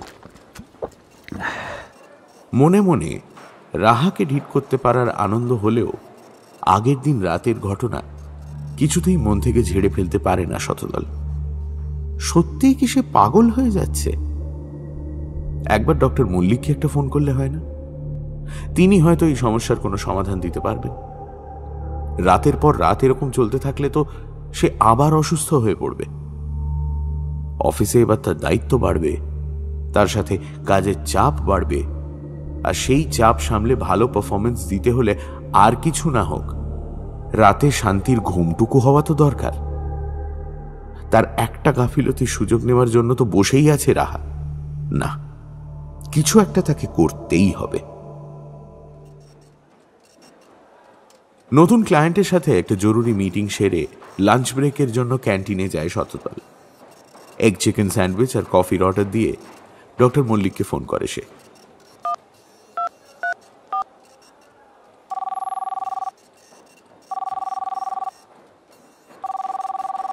হ্যালো ডক্টর মল্লিক, আমি শতদল। আরে শতদল বাবু, খবর কি? অফিস জয়েন করে কেমন লাগছে? শুধু জয়েন আর কি বলবো, একটা প্রমোশনও পেয়েছি। তাই নাকি? আরে বাস, এত ভালো খবর এমন শুকনো মুখে দিচ্ছেন? না না না না, এভাবে চলবে না। তা বেশ, তো আমারও আপনার সাথে একটু কথা ছিল। আচ্ছা, আজ বিকেলবেলা কি করছেন? একবার দেখা করতে পারলে ভালো হয়। ঠিক আছে, আমি 6টার পর ফ্রি।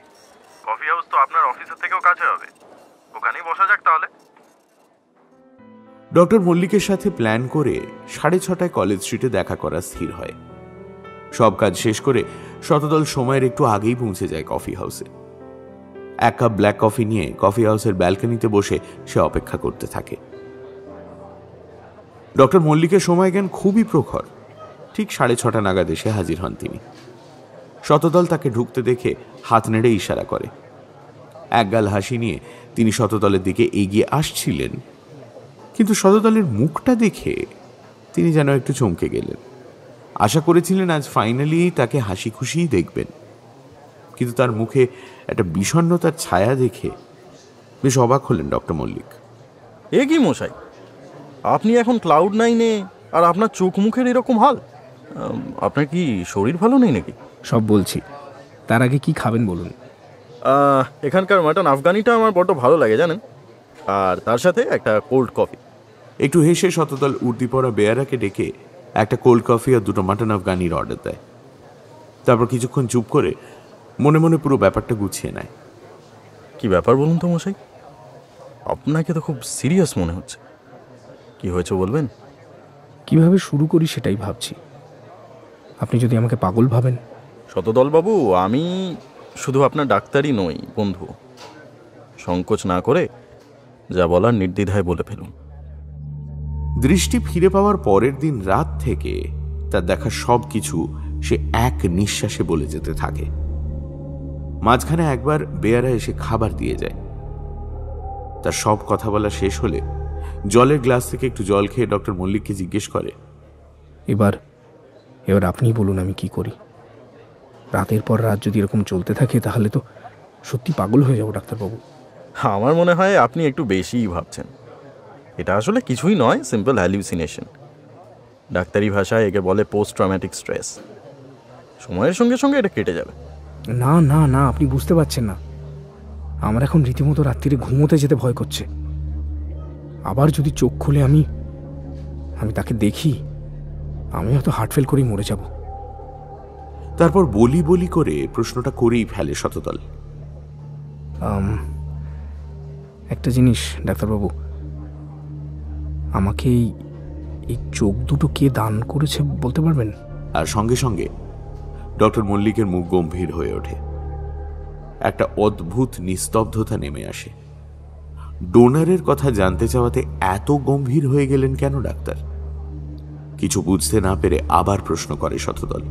কি হলো বললেন না তো? কে দিয়েছে আমাকে এই চোখ? আপনি নতুন জীবন ফিরে পেয়েছেন, চট করে এত সহজে ডোনার পেয়ে গেছেন, যেটা খুবই ভাগ্যের ব্যাপার। এর চেয়ে বেশি জেনে নিজেকে এখন ব্যতিব্যস্ত না করলেই নয়। না না, আপনাকে বলতেই হবে আমাকে এই চোখ কে দিয়েছে। Please please tell me doctor Mallick. আপনি যখন একান্তই জানতে চাইছেন, আমরা আপনাকে কোনো ধোঁয়ার সাথে রাখবো না। After all you have a right to know. কিছুক্ষণ মাথা নিচু করে থেকে ডক্টর মল্লিক বলতে শুরু করেন। 3 দিন আগে আমাদের আন্ডারে একটি সুইসাইড কেস আসে। 14 বছরের একটি মেয়ে, গায়ে আগুন দিয়ে আত্মহত্যার চেষ্টা। তার বাবা মা তাকে এমার্জেন্সি ওয়ার্ডে ভর্তি করেন। ক্রমাগত 2 দিন মেয়েটি মৃত্যুর সঙ্গে লড়াই করে, কিন্তু তাকে বাঁচানো যায়নি। 90% বার্ন, যাকে ডাক্তারি ভাষায় 3rd ডিগ্রি বার্ন বলে। মেয়েটি গায়ে কেরোসিন ঢেলে আগুন দেয়। চিৎকার শুনে এবং মেয়ের ঘর থেকে ধোঁয়া বেরিয়ে আসতে দেখে মেয়ের মা বাবা ঘরে ঢুকে আগুন নেভাবার সব চেষ্টাই করেছিল, কিন্তু আগুন নিভে গেলেও যে গভীর ক্ষতে তার দেহ ভরে গেছিল, তার থেকে তাকে ফিরিয়ে আনা ছিল অসম্ভব। তার সমস্ত দেহ পুড়ে গেলেও luckily her face was untouched by the flame. মেয়েটির মায়ের ইচ্ছে ছিল মেয়ে অন্য কারোর মধ্যে দিয়ে বেঁচে থাক, তাই তার পারমিশন নিয়ে এবং আপনার কথা মনে পড়ায় আমি তাদের আই ডোনেশনের প্রস্তাবটি দিই। So the eyes you have now once belonged to that poor little girl. সত্যি জীবন কিরকম অদ্ভুত না শতদলবাবু? মেয়েটি যদি আজ বেঁচে থাকতো তাহলে আপনি হয়তো এত সহজে দৃষ্টি ফিরে পেতেন না। এসব বিষয়ে ডোনার পাওয়া যে কতটা কঠিন আশা করি আপনার ধারণা আছে। You have got a second chance to life. সবার ভাগ্যে এমন হয় না। কিছুক্ষণ কেউ কোনো কথা বলে না। শতদলের মাথা ঝিমঝিম করে ওঠে। তার মানে যাকে সে এতদিন ধরে দেখছে, এই চোখ জোড়া তারই দান। তাহলে কি মেয়েটি তার থেকে নিজের উপড়ে নেওয়া চোখ দুটো ফেরত চাইতে আসছে? ভয়ার্ত গলায় পরের প্রশ্নটা করে শতদল।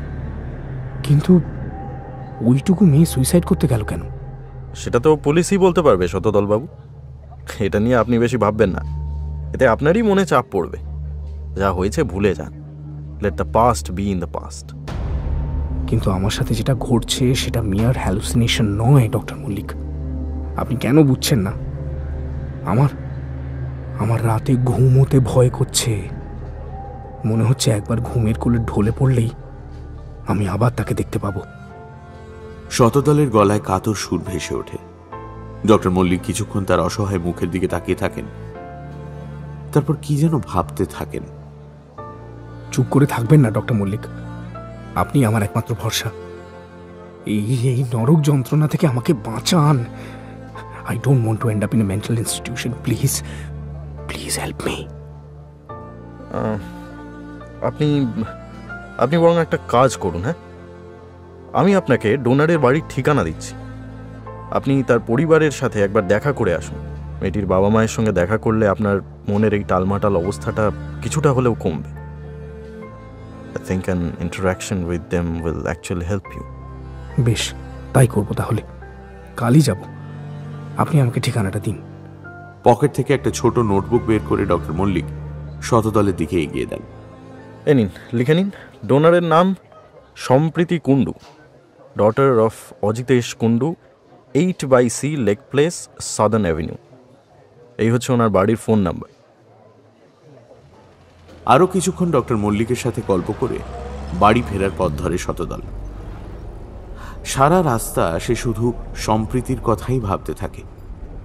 কি এমন ঘটেছিল মেয়েটার সাথে যে সে সুইসাইডের পথ বেছে নিল? উফ, আবার রাত আসছে। ভগবান জানে আছে কি দেখবে।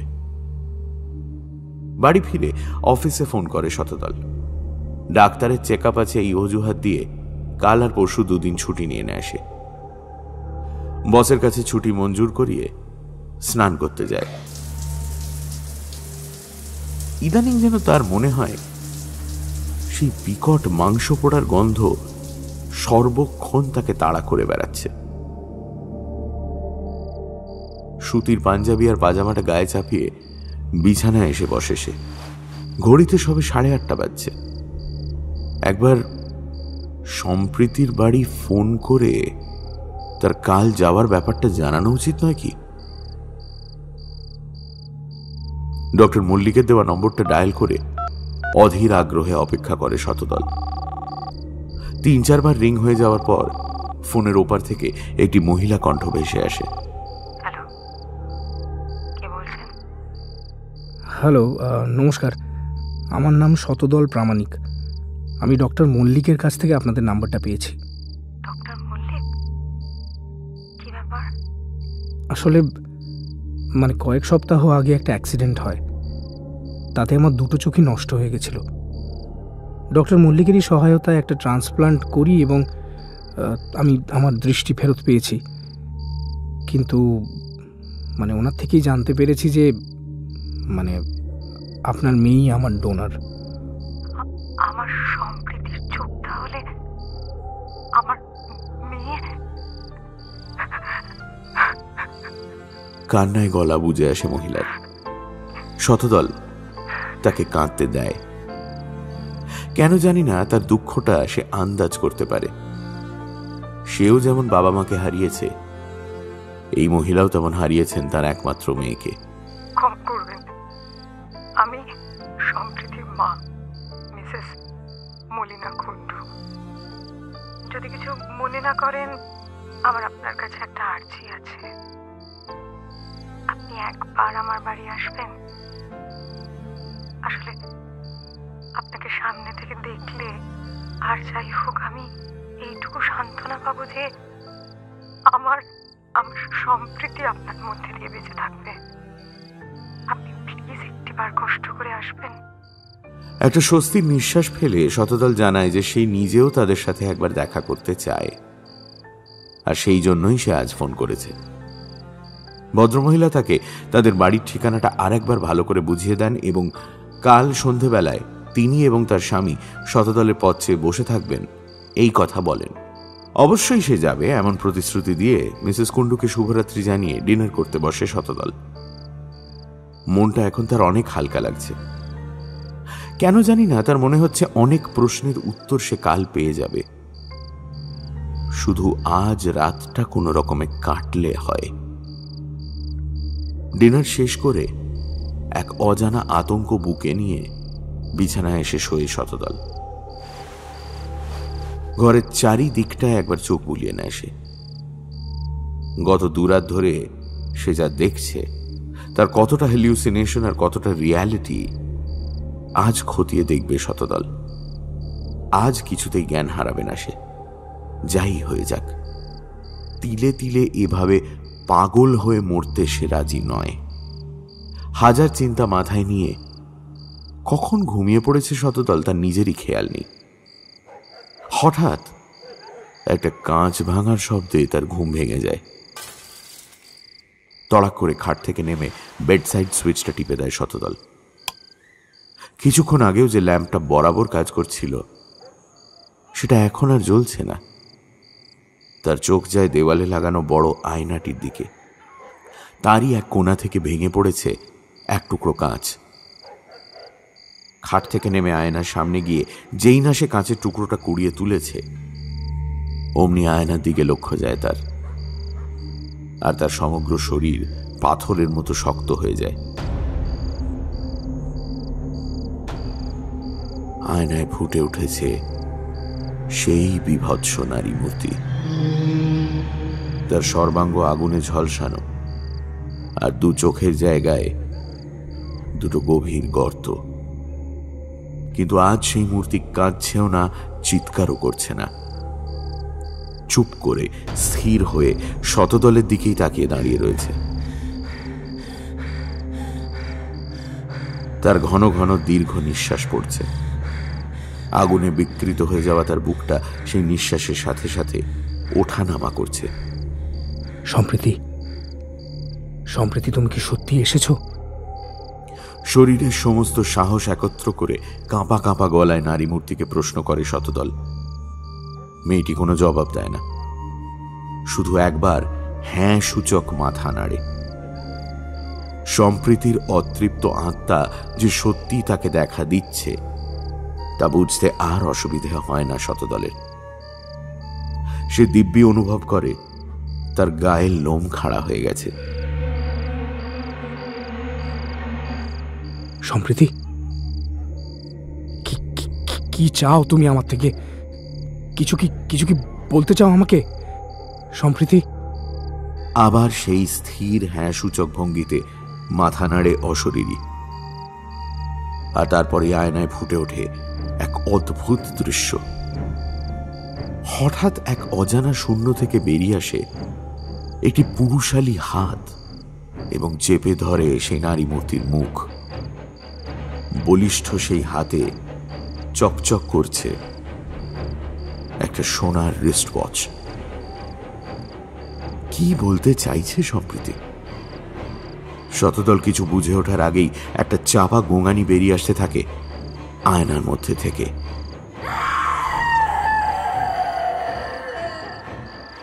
কি বলতে চাও তুমি সম্প্রীতি?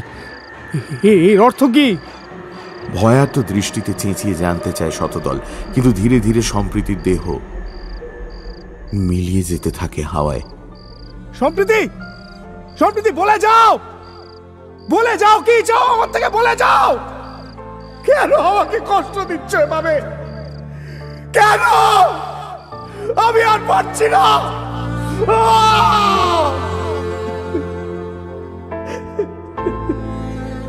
আয়নার সামনে মেঝেতে কাঁদতে কাঁদতে বসে পড়ে শতদল।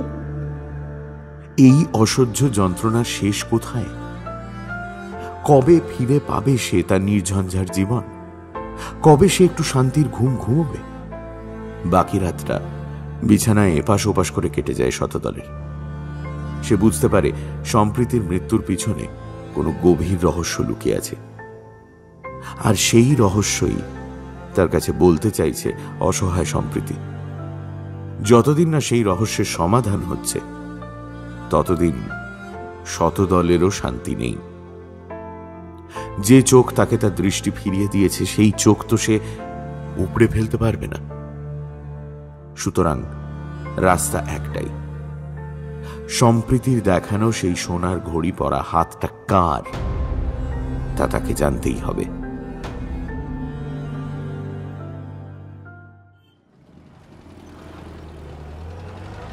পরের দিন দুপুরবেলা কাছের মাছ ভাতের হোটেল থেকে লাঞ্চ সেরে সাদার্ন অ্যাভিনিউ এর উদ্দেশ্যে বেরিয়ে পড়ল শতদল। দুপুর হওয়ায় রাস্তাটা প্রায় ফাঁকাই ছিল। জিপিএস ফলো করে উবার ড্রাইভার যখন শতদলকে একটি বেশ বড় দোতলা বাড়ির সামনে নামালো, ঘড়িতে তখন বেলা 3টে বাজছে। বড় লোহার গেটে ঝকঝক করছে একটি নেম প্লেট, তাতে লেখা অ্যাডভোকেট মিস্টার অজিতেশ কুড্ডু। গেটের সামনে একজন অজানা ব্যক্তিকে দাঁড়িয়ে থাকতে দেখে ইউনিফর্ম পরা ওয়াচম্যান এগিয়ে এসে জিজ্ঞেস করে, কাকে চাই? আমি শতদল প্রামাণিক, মিসেস কুন্ডুর সাথে দেখা করতে এসেছি। আচ্ছা, একটু দাঁড়ান, আমি জিজ্ঞাসা করে আসছি। কিছু সেকেন্ড অপেক্ষা করার পর ওয়াচম্যান এসে লোহার গেট খুলে দিয়ে তাকে ভেতরে যেতে বলে। সম্প্রীতি যে বেশ সম্ভ্রান্ত পরিবারের মেয়ে সেটা বুঝতে খুব একটা অসুবিধা হয় না শতদলের। বিভিন্ন রকমের ফুলের গাছ দিয়ে সাজানো বাগান পেরিয়ে মার্বেল দিয়ে বাঁধানো বারান্দাটার সামনে পৌঁছে শতদল দেখে শাড়ি পরা বছর 40-42 এক মহিলা দাঁড়িয়ে রয়েছেন। আসুন আসুন, বাড়ি চিনতে কোনো অসুবিধা হয়নি তো? না না। লজ্জিত হয়ে হেসে শতদল জানায় একদমই না। ভদ্রমহিলা তাকে বাড়ির ভেতরে নিয়ে যান এবং প্রচুর দামি আসবাবে ঠাসা বিশাল বড় ড্রয়িং রুমের ঠিক মাঝখানে একটি গদিওয়ালা সোফাতে বসতে নির্দেশ দেন। তারপর চাকরকে ডেকে আগত অতিথির জন্য শরবত বানিয়ে আনার হুকুম দেন। বাড়িটি বাইরে থেকে যতটা সুন্দর, ভেতর থেকে তার চেয়েও বেশি লাক্সুরিয়াস। বুড়ো চাকর এসে বড় গ্লাসের এক গ্লাস ঠান্ডা লস্যি এবং একটা প্লেটে সাজানো হরেক রকমের মিষ্টি শতদলের সামনে রেখে দিয়ে যায়। খাবে কি খাবে না এই ভেবে ইতস্তত করতে মিসেস কুন্ডু শতদলকে বলেন, এগুলো সব সম্প্রীতির পছন্দের মিষ্টি। কথাটা বলেই ঝরঝর করে কেঁদে ফেলেন তিনি।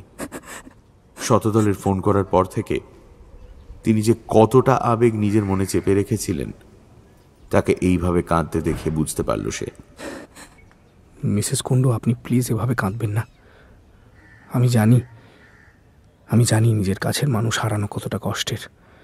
আমরা কোনোদিন স্বপ্নেও ভাবিনি ওইটুকু মেয়ে এরকম কিছু করে বসবে? কোথা থেকে কি যে হয়ে গেল। যদি কিছু মনে না করেন, আপনাকে একটা প্রশ্ন করতে চাই। আর মনে করার মতো কি বা আছে, বলুন যা জানতে চান। সম্প্রীতি হঠাৎ সুইসাইড করতে কেন গেল বলুন তো, মানে কারণ কিছু?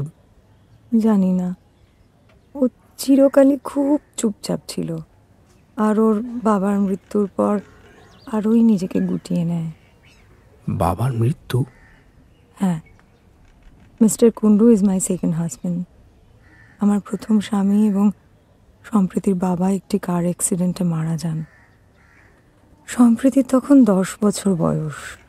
বাড়ি থেকে সম্বন্ধ করে আমার আবার বিয়ে দেওয়া হয়। প্রথম 2 বছর সব ঠিকই ছিল জানেন।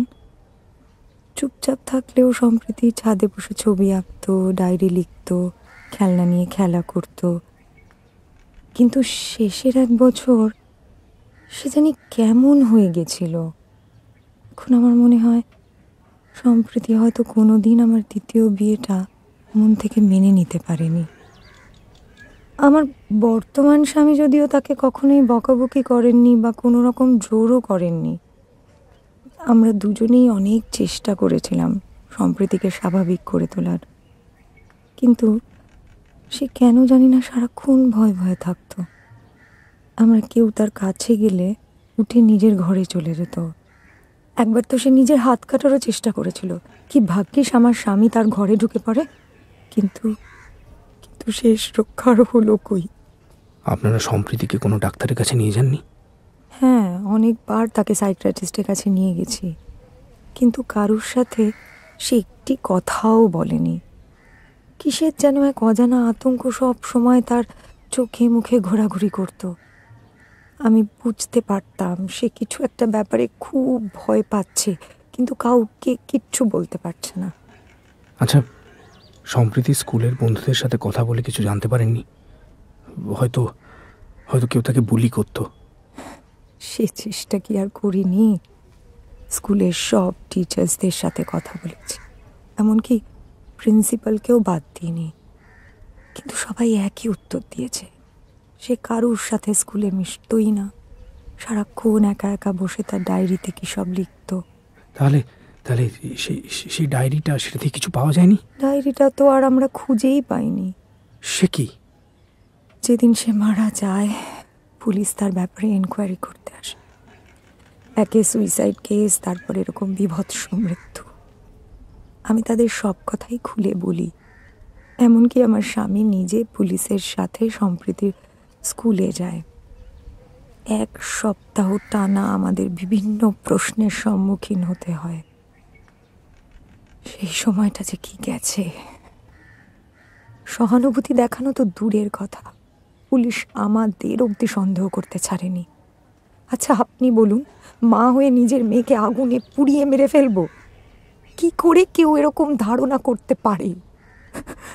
আবার ঝরঝর করে কেঁদে ফেলেন মহিলা। কিন্তু শতদল কিছু বলার আগেই ঘরে প্রবেশ করেন লম্বা চেহারার একজন ব্যক্তি।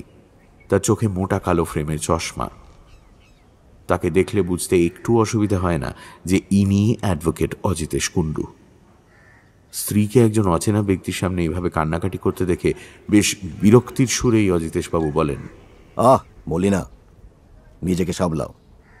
তাঁর এই আকস্মিক আগমনে একটু অপ্রস্তুত হয়ে গিয়ে কি বলবে না বুঝতে পেরে চুপ করে বসে থাকে শতদল। সামনের একটা হাইব্যাক চেয়ারে বসে শতদলের দিকে দামি সিগারেটের একটা প্যাকেট এগিয়ে দিয়ে নিজের পরিচয় দেন অজিতেশ কুন্ডু। তারপর কারুকার্য করা লাইটার দিয়ে নিজের এবং শতদলের সিগারেটটি ধরাতে সাহায্য করেন তিনি। বলেন, আমাদের সাথে দেখা করতে আসবার জন্য ধন্যবাদ। আমার স্ত্রী খুবই সেন্সিটিভ। কাল আপনি ফোন করার পর ডক্টর মল্লিকের সাথে আমার কথা হয়। আমি নিজেই ভেরিফিকেশনের জন্য তাকে ফোন করি।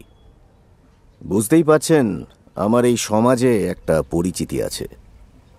সম্প্রীতির মৃত্যুর পর অনেক নিউজ চ্যানেলই ফলস আইডির আশ্রয় নিয়ে আমাদের থেকে ইনফরমেশন বার করবার জন্য অনেকভাবে হ্যারাস করেছে।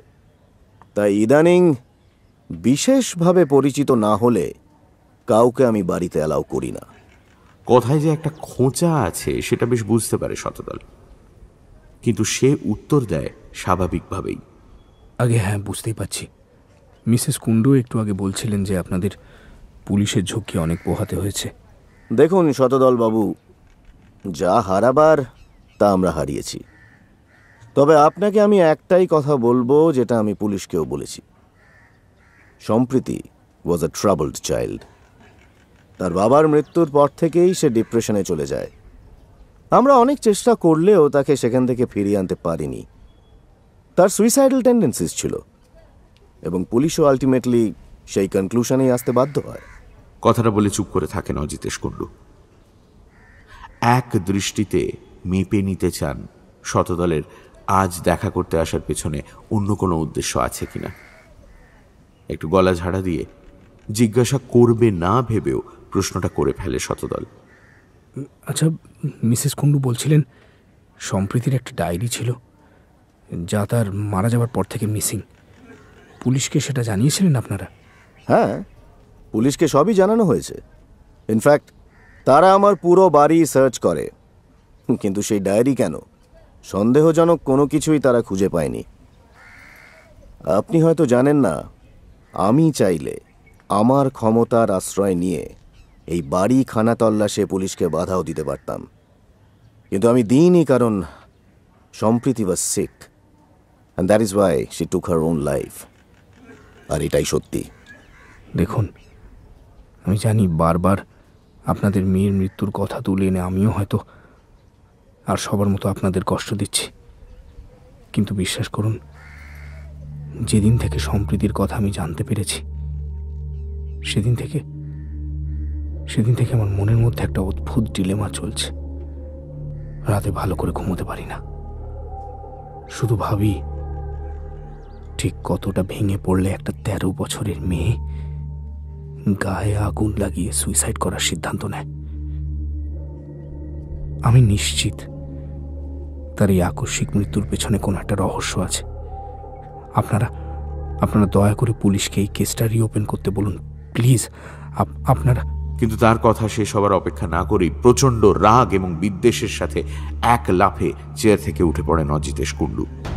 How dare you! আপনি কি বলতে চান? আমরা আমাদের মেয়ের মৃত্যুর যথাযথ ইনভেস্টিগেশন করাইনি? আপনার ধারণা তার মৃত্যুর জন্য আমরা দায়ী? না না না না না, বিশ্বাস করুন না, আপনি আমাকে ভুল বুঝছেন অজিতেশ বাবু। আমি তা বলতে চাইনি। আমার পুরো কথাটা একবার শুনলে বুঝতে পারবেন কেন আমি আজ এভাবে আপনাদের কাছে ছুটে এসেছি। আপনার অনেক কথা অনেকক্ষণ ধরে শুনেছি আমরা। শুধুমাত্র আমার স্ত্রীর আবদার রাখতে আজ আপনার সাথে দেখা করার ব্যাপারে রাজি হয়েছিলাম। But like everyone else, you too have come here to blame us. তুমি কি বলছো? ওনার কথাটা একবার শোনো। তুমি চুপ করো। যার তার সামনে নিজের পার্সোনাল লাইফের ঝুলি খুলে বসাটা তোমার একটা স্বভাব হয়ে দাঁড়িয়েছে। অজিতেশ কুন্ডু যে মিসেস কুন্ডুর শতদলকে বলা সব কথাই আড়াল থেকে শুনেছেন এবং তাতে রীতিমতো ক্ষুব্ধ হয়েছেন, সেটা এবার জলের মতো পরিষ্কার হয়ে যায় শতদলের কাছে। সে আর কিছু বলবার আগেই অজিতেশ বাবু দরজার দিকে নির্দেশ করে তাকে বলেন, আমাদের যা বলার বলা হয়ে গেছে, আপনি এবার আসতে পারেন। এই কথাটা শোনার পর শতদল স্বাভাবিকভাবেই তাদের বাড়ি থেকে বেরিয়ে আসতে বাধ্য হয়। মিসেস কুন্ডু স্বামীকে বাধা দিতে চাইলে তার কোনো কথা না শুনে সশব্দে সদর দরজাটা বন্ধ করে দেন অজিতেশ বাবু। ভদ্রলোকের মেজাজ যে খুব সাংঘাতিক এবং আর কোনোভাবেই যে সম্প্রীতির মৃত্যু সম্বন্ধে আর কিছু জানা যাবে না, এটা আঁচ করে মনটা আবার বিষণ্ণতায় ভরে ওঠে শতদলের। কিন্তু হার মানতে সে রাজি নয়। নিজেই খুঁজে বার করবে এই 14 বছরের মেয়েটির মৃত্যুর রহস্য। মিসেস কুন্ডু তো বললেন যে তার আর অজিতেশ বাবুর বিয়ের প্রথম 2 বছর সম্প্রীতি পুরোপুরি ঠিকই ছিল। ডিপ্রেশনই যদি থাকবে তাহলে হঠাৎ করে কেন বদলে যাবে সম্প্রীতি? কেন শেষের এই 1 বছরেই সুইসাইডাল হয়ে উঠবে সে? আর তার লেখা ডায়েরিটাই বা হঠাৎ উধাও হয়ে যাবে কেন? ইস, একবার যদি সম্প্রীতির ঘরটা অন্তত দেখতে পারত, মেয়েটার ব্যাপারে আরো অনেক কিছু জানতে পারত। তাহলে ফুটপাথের ওপর একরাশ চিন্তা নিয়ে দাঁড়িয়ে ভাবে শতদল। একবার সম্প্রীতির স্কুলে গিয়ে তার প্রিন্সিপালের সঙ্গে দেখা করতে পারলে কেমন হয়, কিন্তু স্কুলের নামটাও তো জানা হয়নি। ফুটপাথের ওপর পানের গুমটি থেকে একটা সিগারেট কিনে টান দিতে দিতেই মাথায় একটা বুদ্ধি আসে তার। গুমটিতে বসে থাকা মোটা অবাঙালি দোকানদারকে সে জিজ্ঞেস করে, আচ্ছা দাদা, এই বাড়িতে যে মেয়েটা থাকতো, वो छोटी लड़की? आप कभी मिले थे उससे? कैसा किस्मत देखिए बाबू बेचारी का, इतनी कम उम्र में। नहीं बाबूजी, बहुत शर्मीली थी।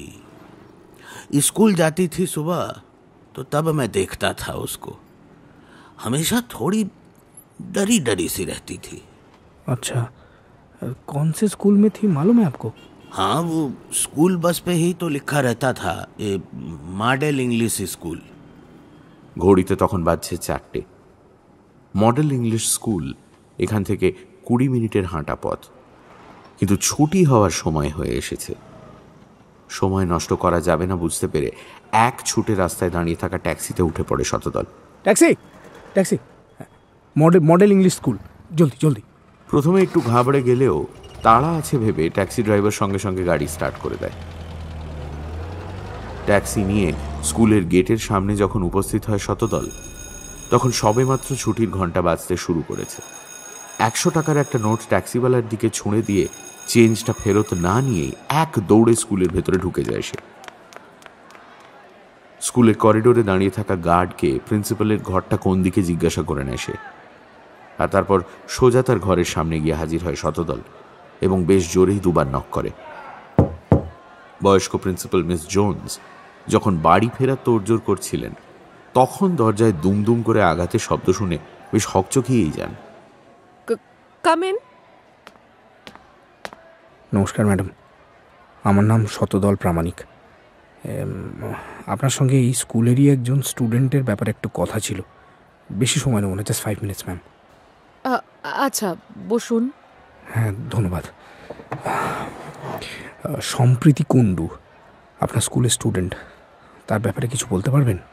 শতদলের কাছ থেকে এই নামটা শুনবেন একদমই আশা করেননি মিস জোন্স, তাই বেশ কিছুক্ষণ অবাক হয়ে তার দিকে তাকিয়ে থাকেন।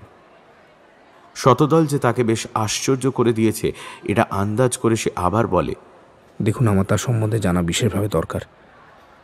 আমাকে একটু কাইন্ডলি একটু সাহায্য করুন মিস জোন্স। বিশ্বাস করুন, আমি কোনো খারাপ অভিসন্ধি নিয়ে আপনার কাছে আসিনি, কিন্তু আমার অনুমান সম্প্রীতির মৃত্যুর পেছনে কোনো একটা বড় রহস্য লুকিয়ে আছে, আর এই মুহূর্তে আমাকে কেউ সাহায্য করছে না। So please ma'am. শতদলের কাতর অনুনয় মিস জোন্স আর ফেলতে পারলেন না। ছেলেটি কোনো বিপদে পড়েই তার কাছে এসেছে, হয়তো এটা আন্দাজ করেই পরের কথাগুলো বলে যান তিনি। সম্প্রীতি খুবই ব্রাইট স্টুডেন্ট ছিল। 3 বছর আগে সে আমাদের স্কুলে আসে। এমনিতে চুপচাপ থাকলেও ক্লাসের সব অ্যাক্টিভিটিতেই সে পার্টিসিপেট করত, কিন্তু last 1 year she changed completely. স্কুলে এসে এক কোনায় গুটিয়ে বসে থাকতো। একবার তো ক্লাস চলাকালীন একজন টিচার তাকে একটি ডায়েরিতে কী সব লিখতে দেখে এবং ডিস্ট্র্যাক্টেড হয়ে যাচ্ছে ভেবে she try to take that diary away, but Sampriti চিৎকার করে ক্লাস থেকে বেরিয়ে চলে যায়। She was very possessive about that diary. আমি নিজে চেষ্টা করেছি তার সঙ্গে কথা বলবার, কিন্তু সে কিছুই বলেনি।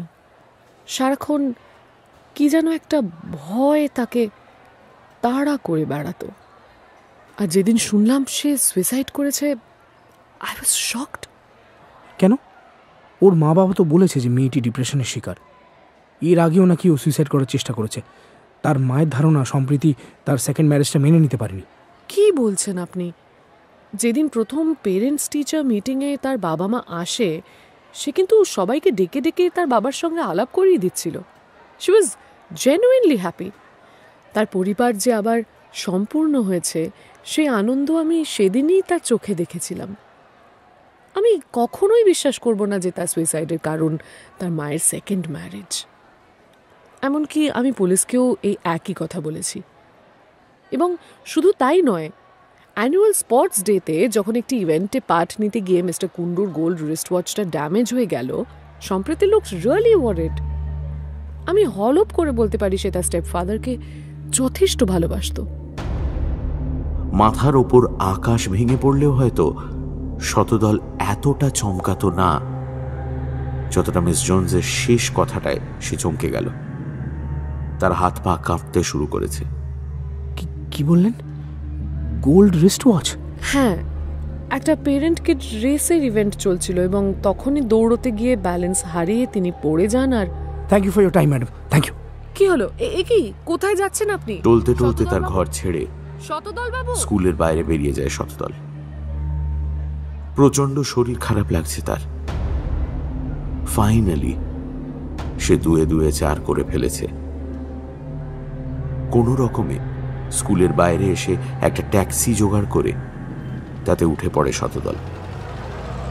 বাড়ির ঠিকানা বলে দিয়ে আধমরার মতো চোখ বুজে শুয়ে থাকে সিটে। জানলা দিয়ে আসা ঠান্ডা হাওয়ায় কিছুটা স্বস্তি অনুভব হয়।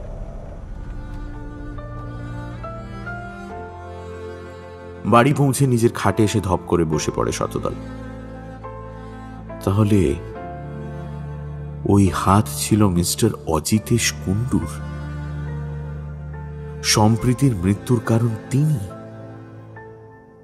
হে ভগবান, এটাই এতদিন সম্প্রীতি তাকে বলার চেষ্টা করছিল। ঘরের আয়নার সামনে দাঁড়িয়েই প্রথমবার নিজের থেকে সম্প্রীতির নাম ধরে চিৎকার করে ডেকে ওঠে শতদল। সম্প্রীতি, সম্প্রীতি, তুমি কি আবার শুনতে পাচ্ছ? আর একবার দেখা দাও আমাকে। আমি যা ভাবছি তাই কি আসল সত্যি? প্লিজ প্লিজ আমাকে বলে যাও সম্প্রীতি, তুমি আমাকে আরেকবার দেখা দাও প্লিজ। বিকেলের আলো তখন আর নেই। অন্ধকার ঘরের আয়নার সামনে দাঁড়িয়ে পাগলের মতো মৃত মেয়েটির নাম ধরে ডেকে যেতে থাকে শতদল। বিস্ময়ে ও আবেগে তার চোখের দৃষ্টি ঘোলা হয়ে আসে। আর ঠিক তখনই সে দেখে আয়নায় ফুটে উঠছে সেই অশরীরী নারী মূর্তি। কিন্তু আজ তার হাতে রয়েছে একটা ডায়েরি। সঙ্গে সঙ্গে সেই বিভীষিকাময় নারী মূর্তিকে জিজ্ঞেস করে শতদল, সম্প্রীতি, তোমার মৃত্যুর জন্যে দায়ী অজিতেশ কুন্ডু? মাথা নেড়ে হ্যাঁ বলে সম্প্রীতি। আর তোমার ডায়েরিটা, সেটা কোথায়? আমাকে বলো, কোথায়? সম্প্রীতি চুপ। সেটা কি তোমার বাড়িতেই আছে? আবার মাথা নেড়ে হ্যাঁ জানায় সম্প্রীতি। শতদলের গায়ের লোম খাড়া হয়ে গেছে। তাহলে এখনো সুযোগ আছে। কোথায় কোথায় কোথায় আছে সেটা? তোমার ঘরে আছে? হাতের ডায়েরিটার দিকে একবার মাথা ঘুরিয়ে আবার হ্যাঁ বলে সম্প্রীতি। আর তারপরেই হাওয়ায় মিলিয়ে যায় তার বিভৎস অবয়ব।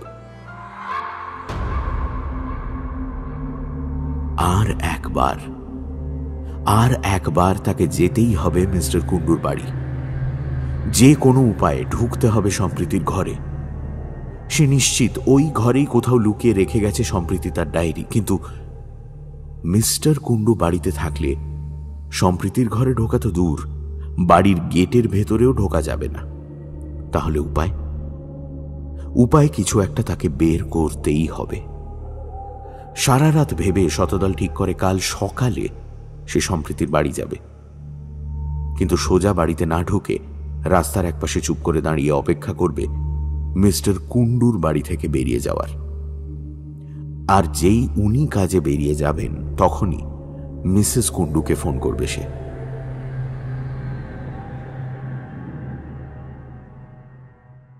পরদিন সকাল হতেই কোনো রকমে ব্রেকফাস্ট সেরে অতি সাবধানে সে এসে দাঁড়ায় মিস্টার কুন্ডুর বাড়ির ঠিক উল্টো দিকের ফুটপাথে। একটা সিগারেট ধরিয়ে চোখ কান সজাগ রেখে অপেক্ষা করতে থাকে সুযোগের। প্রায় 1 ঘন্টা অপেক্ষা করার পর সে লক্ষ্য করে বাড়ির গেট আস্তে আস্তে খুলে যাচ্ছে।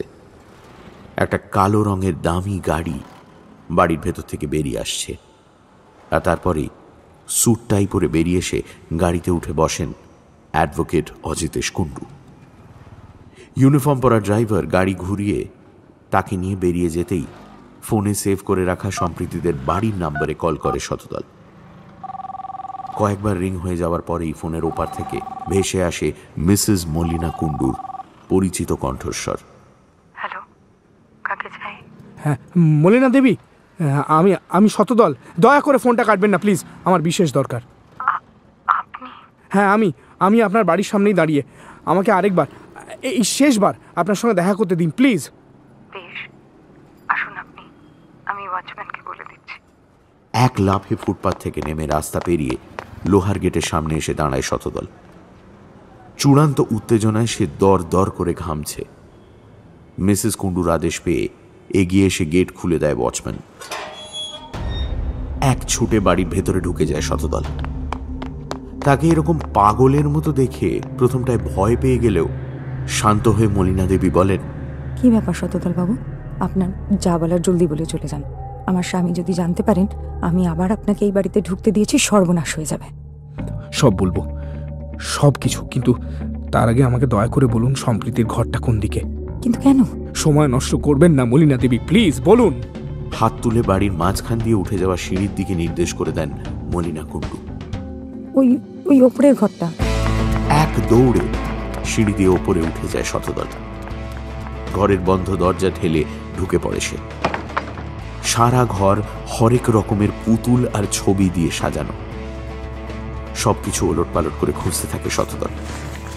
যেভাবেই হোক সেই ডায়েরি তাকে খুঁজে বার করতেই হবে। দরজার কাছে দাঁড়িয়ে শতদলের এই অস্বাভাবিক আচরণ অবাক হয়ে লক্ষ্য করতে থাকেন মলিনা দেবী। ঘরের আলমারি, সম্প্রীতির পড়ার টেবিল, বইয়ের তাক কিছুই বাদ দেয় না সে। এমনকি বাথরুমের ভেতরে ক্যাবিনেটটা পর্যন্ত তন্ন তন্ন করে খোঁজে। হাতের কাছে যা পায় সবকিছু মাটিতে ফেলে দিয়ে সেই ছোট্ট বাদামি রঙের ডায়েরির সন্ধান করতে থাকে শতদল। টানা 10 মিনিট পাগলের মতো হাতড়েও যখন সে ডায়েরি খুঁজে পায় না, অসহ্য রাগে দুঃখে বলে বসে পড়ে সম্প্রীতির বিছানায়। ওদিকে মিস্টার কুণ্ডু গাড়িতে বসে তার সঙ্গে আনা ফাইলটা খুলে দেখেছেন এবং হঠাৎই তার খেয়াল হয়েছে যে একটি জরুরি কাগজ তিনি বাড়িতে ফেলে এসেছেন। ড্রাইভারকে হুকুম দেন গাড়ি বাড়ির দিকে ঘোরানোর। বাড়ি পৌঁছলে গাড়ি থেকে নেমে গেটের সামনে এসে দাঁড়াতেই ওয়াচম্যান তাকে বলে, বাবু, সেদিনের বাবু এসেছেন। কোন বাবু? ওই যে সেদিন যিনি এলেন, ওই যিনি মালকিনের সাথে দেখা করতে চাইলেন, আমি নিয়ে গেলুম। আপনি বেরোনোর পরে এসে ঢুকলেন। বাবু, লোকটা মনে হয় পাগল বাবু। হ্যাঁ, আমি গেট খুলতেই একদম বাড়ির ভেতরে ঢুকে গেলেন। অসম্ভব রাগে বিরক্তিতে হন হন করে বাড়ির দিকে হাঁটা লাগালেন অজিতেশ কুণ্ডু। এত বড় সাহস ছেলেটার! এদিকে ডায়েরি খুঁজে পাওয়ার আশা তখন শতদল প্রায় ছেড়েই দিয়েছে। বিছানার ওপর রাখা একটি ছোট্ট টেডি বেয়ার তুলে নিয়ে আছাড় মারতে যায় সে মাটিতে। আর ঠিক তখনই এক অদ্ভুত অনুভূতি হয় তার। পুতুলটা কেন জানি না একটু বেশি ভারী ঠেকছে তার। কি যেন একটা রয়েছে টেডি বেয়ারটার পেটের মধ্যে। এক টানে পুতুলটার পেট ছিঁড়ে ফেলে সে, আর তার মধ্যে থেকে বেরিয়ে আসে সম্প্রীতির বাদামি রঙের ডায়েরি। এই তো সেই ডায়েরি, কিন্তু ওটাকে ওর মধ্যে কে রাখলো? ঠিক তখনই ঘরে বাজ পড়ার মতো এসে হাজির হন অজিতেশ কুণ্ডু। ততক্ষণে ডায়েরি খুলে পড়তে আরম্ভ করে দিয়েছে শতদল। স্ত্রীকে সিঁড়ির ওপর দাঁড়িয়ে থাকতে দেখে রাগে চিৎকার করে ওঠেন মিস্টার কুণ্ডু। মলিনা, তোমার এত বড় সাহস! আমার অনুপস্থিতিতে একটা বাইরের লোককে বাড়িতে ঢুকতে দিয়েছো তুমি? উনি ওর ডায়েরিটা খুঁজে পেয়েছেন। দেখো তুমি, উনি সত্যি ওর ডায়েরিটা খুঁজে পেয়েছেন। স্ত্রীর এই কথা শুনে অজিতেশ বাবুর মুখ থেকে সমস্ত রাগ এক নিমেষে মুছে গিয়ে একটা ভয়ের ছাপ ফুটে ওঠে। তিনি এক দৌড়ে সিঁড়ি দিয়ে উঠে স্ত্রীকে ধাক্কা মেরে সরিয়ে দিয়ে সম্প্রীতির ঘরে ঢুকে আসেন। স্বামীর এই অস্বাভাবিক আচরণের কিছুই বুঝতে না পেরে আর্তনাদ করে ওঠেন মলিনা দেবী। কি করছো তুমি? কি হলো তোমার? কিন্তু তার কোনো কথায় পাত্তা না দিয়ে শতদলের দিকে হাত বাড়িয়ে দাঁত কড়মড় করে মিস্টার কুণ্ডু বলেন, ডায়েরিটা আমাকে দিন মিস্টার প্রামাণিক। কি হলো, শুনতে পাচ্ছেন না আমি কি বলছি? ডায়েরিটা আমার হাতে তুলে দিন। না। ততক্ষণে ডায়েরিতে লেখা সম্প্রীতির জবানবন্দির অনেকটাই সে পড়ে ফেলেছে। দিনের আলোর মতো এখন সবকিছু পরিষ্কার হয়ে গেছে তার কাছে। কি দেবেন না? না, আপনি মানুষ। আর একটাও বাজে কথা না বলে চুপচাপ ডায়েরিটা আমার হাতে ফিরিয়ে দিন এখনই। আপনার লজ্জা করল না? হ্যাঁ, দিনের পর দিন একটা অসহায় বাচ্চা মেয়েকে এইভাবে নিজের জঘন্য মানসিকতার শিকার বানাতে আপনার লজ্জা করল না? উনি কি বলছেন? কি লেখা আছে ওই ডায়েরিতে? আমি ঠিকই বলছি মলিনা দেবী, আপনার মেয়ের মৃত্যুর জন্য দায়ী আপনার স্বামী। দিনের পর দিন, রাতের পর রাত আপনার চোখকে ফাঁকি দিয়ে ওই 14 বছরের মেয়েটাকে ফিজিক্যালি অ্যাবিউজ করে গেছেন আপনার স্বামী। শুধু তাই নয়, কারুর কাছে মুখ খুললে তিনি আপনাকে কষ্ট দেবেন এই ভয় দেখিয়ে গুমরে সম্প্রীতিকে মরতে বাধ্য করেছে এই নরপিশাচ অজিতেশ কুণ্ডু। তার এই অত্যাচার এবং কাউকে নিজের কষ্টের কথা না বলতে পেরে আপনার মেয়ে আত্মহত্যার পথ বেছে নিতে বাধ্য হয়েছে মিসেস কুণ্ডু। আমি নিশ্চিত এই ডায়েরিতে সবকিছু বিস্তারিতভাবে লিখে গেছে সম্প্রীতি। আপনার মতো জানোয়ারকে সারা জীবনের জন্য হাজতে পুড়তে এই ডায়েরি যথেষ্ট। তুমি পকেট থেকে ফোন বার করে পুলিশের নাম্বার ডায়াল করতে করতে শতদল বলে, পাপ কখনো চাপা থাকে না অজিতেশ কুণ্ডু। আজ সেই পাপের বিচার হবে। আজ সম্প্রীতির দীর্ঘ যন্ত্রণার অবসান ঘটার দিন। কথাটা বলে যেই সে ফোনটা কানে লাগাতে যায়, ক্ষিপ্র বাঘের মতো শতদলের উপর ঝাঁপিয়ে পড়েন অজিতেশ কুণ্ডু। শালা, আমাকে হাজতবাস করাবি? অ্যাডভোকেট অজিতেশ কুণ্ডুকে অ্যাক্সিডেন্ট তোকে প্রাণে না মারলেও আজ আমি তোকে গলা টিপে মারবো। এক ধাক্কায় শতদলকে মাটিতে ফেলে দিয়ে তার বুকের ওপর চেপে বসে গলা টিপে ধরেন অজিতেশ কুণ্ডু। শতদলের রুগ্ন শরীর আপ্রাণ চেষ্টা করলেও মিস্টার কুণ্ডুর মরণ ফাঁস থেকে নিজেকে ছাড়াতে পারে না। তার দম বন্ধ হয়ে আসে, চোখ ঠিকরে বেরিয়ে আসে। মিস্টার কুণ্ডুর বজ্র কঠিন হাত লোহার বেড়ির মতো চেপে বসে তার শীর্ণ গলা নলির ওপর। স্বামীর এই রূপ দেখে ঘেন্নায় লজ্জায় মাথা ঠিক রাখতে না পেরে দরজার পাশে রাখা ফুলদানিটা দু হাতে তুলে ধরেন সম্প্রীতির মা মলিনা দেবী। ওকে ছেড়ে দাও বলছি ওকে। ভীষণ এক চিৎকার দিয়ে ফুলদানির এক ঘা বসিয়ে দেন তিনি স্বামীর মাথায়। সজোরে আঘাত পেয়ে গো গো করতে করতে শতদলেরই পাশে লুটিয়ে পড়েন অজিতেশ কুণ্ডু।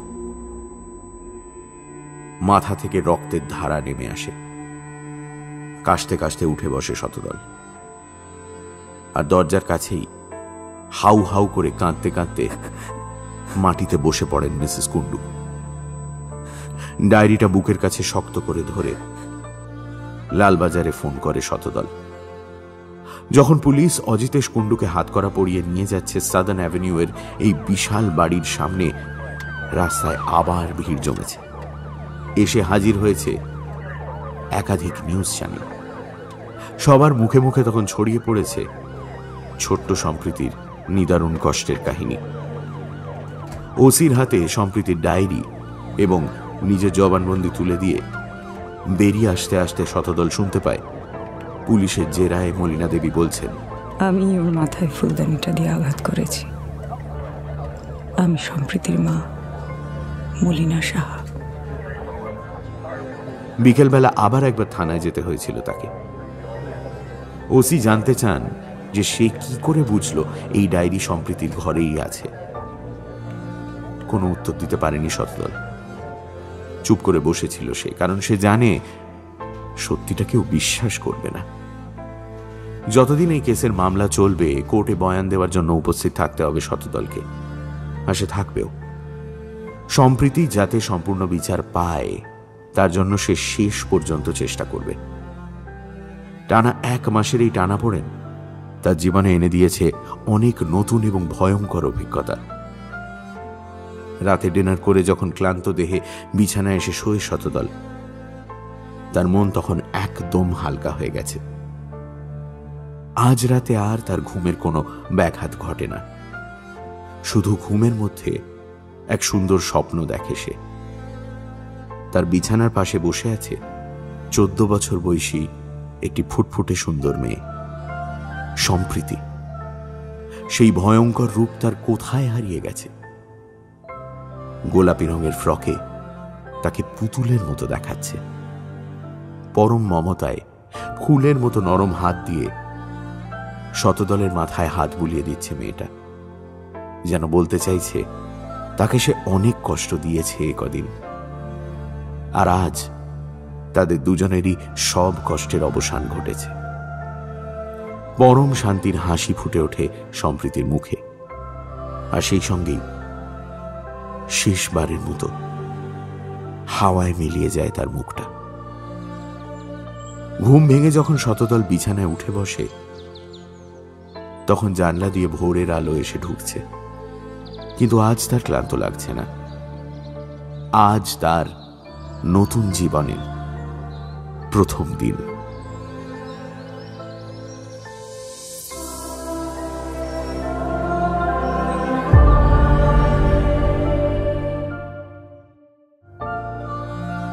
সানডে সাসপেন্সে আজ শুনলেন অরিত্রী চ্যাটার্জির গল্প দৃষ্টি।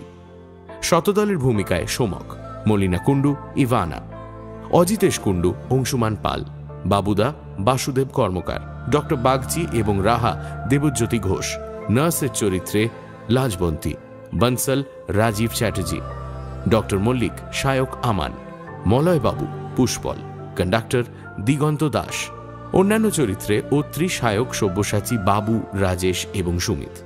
গল্প পাঠে, গল্পের সূত্রধার এবং পর্ব পরিচালনায় আমি দীপ। ধ্বনি পরিকল্পনা এবং আবহ সঙ্গীত Pradyut Chattopadhyay. Poster design join the dots. শেষ হল অরিত্রী চ্যাটার্জির গল্প দৃষ্টি।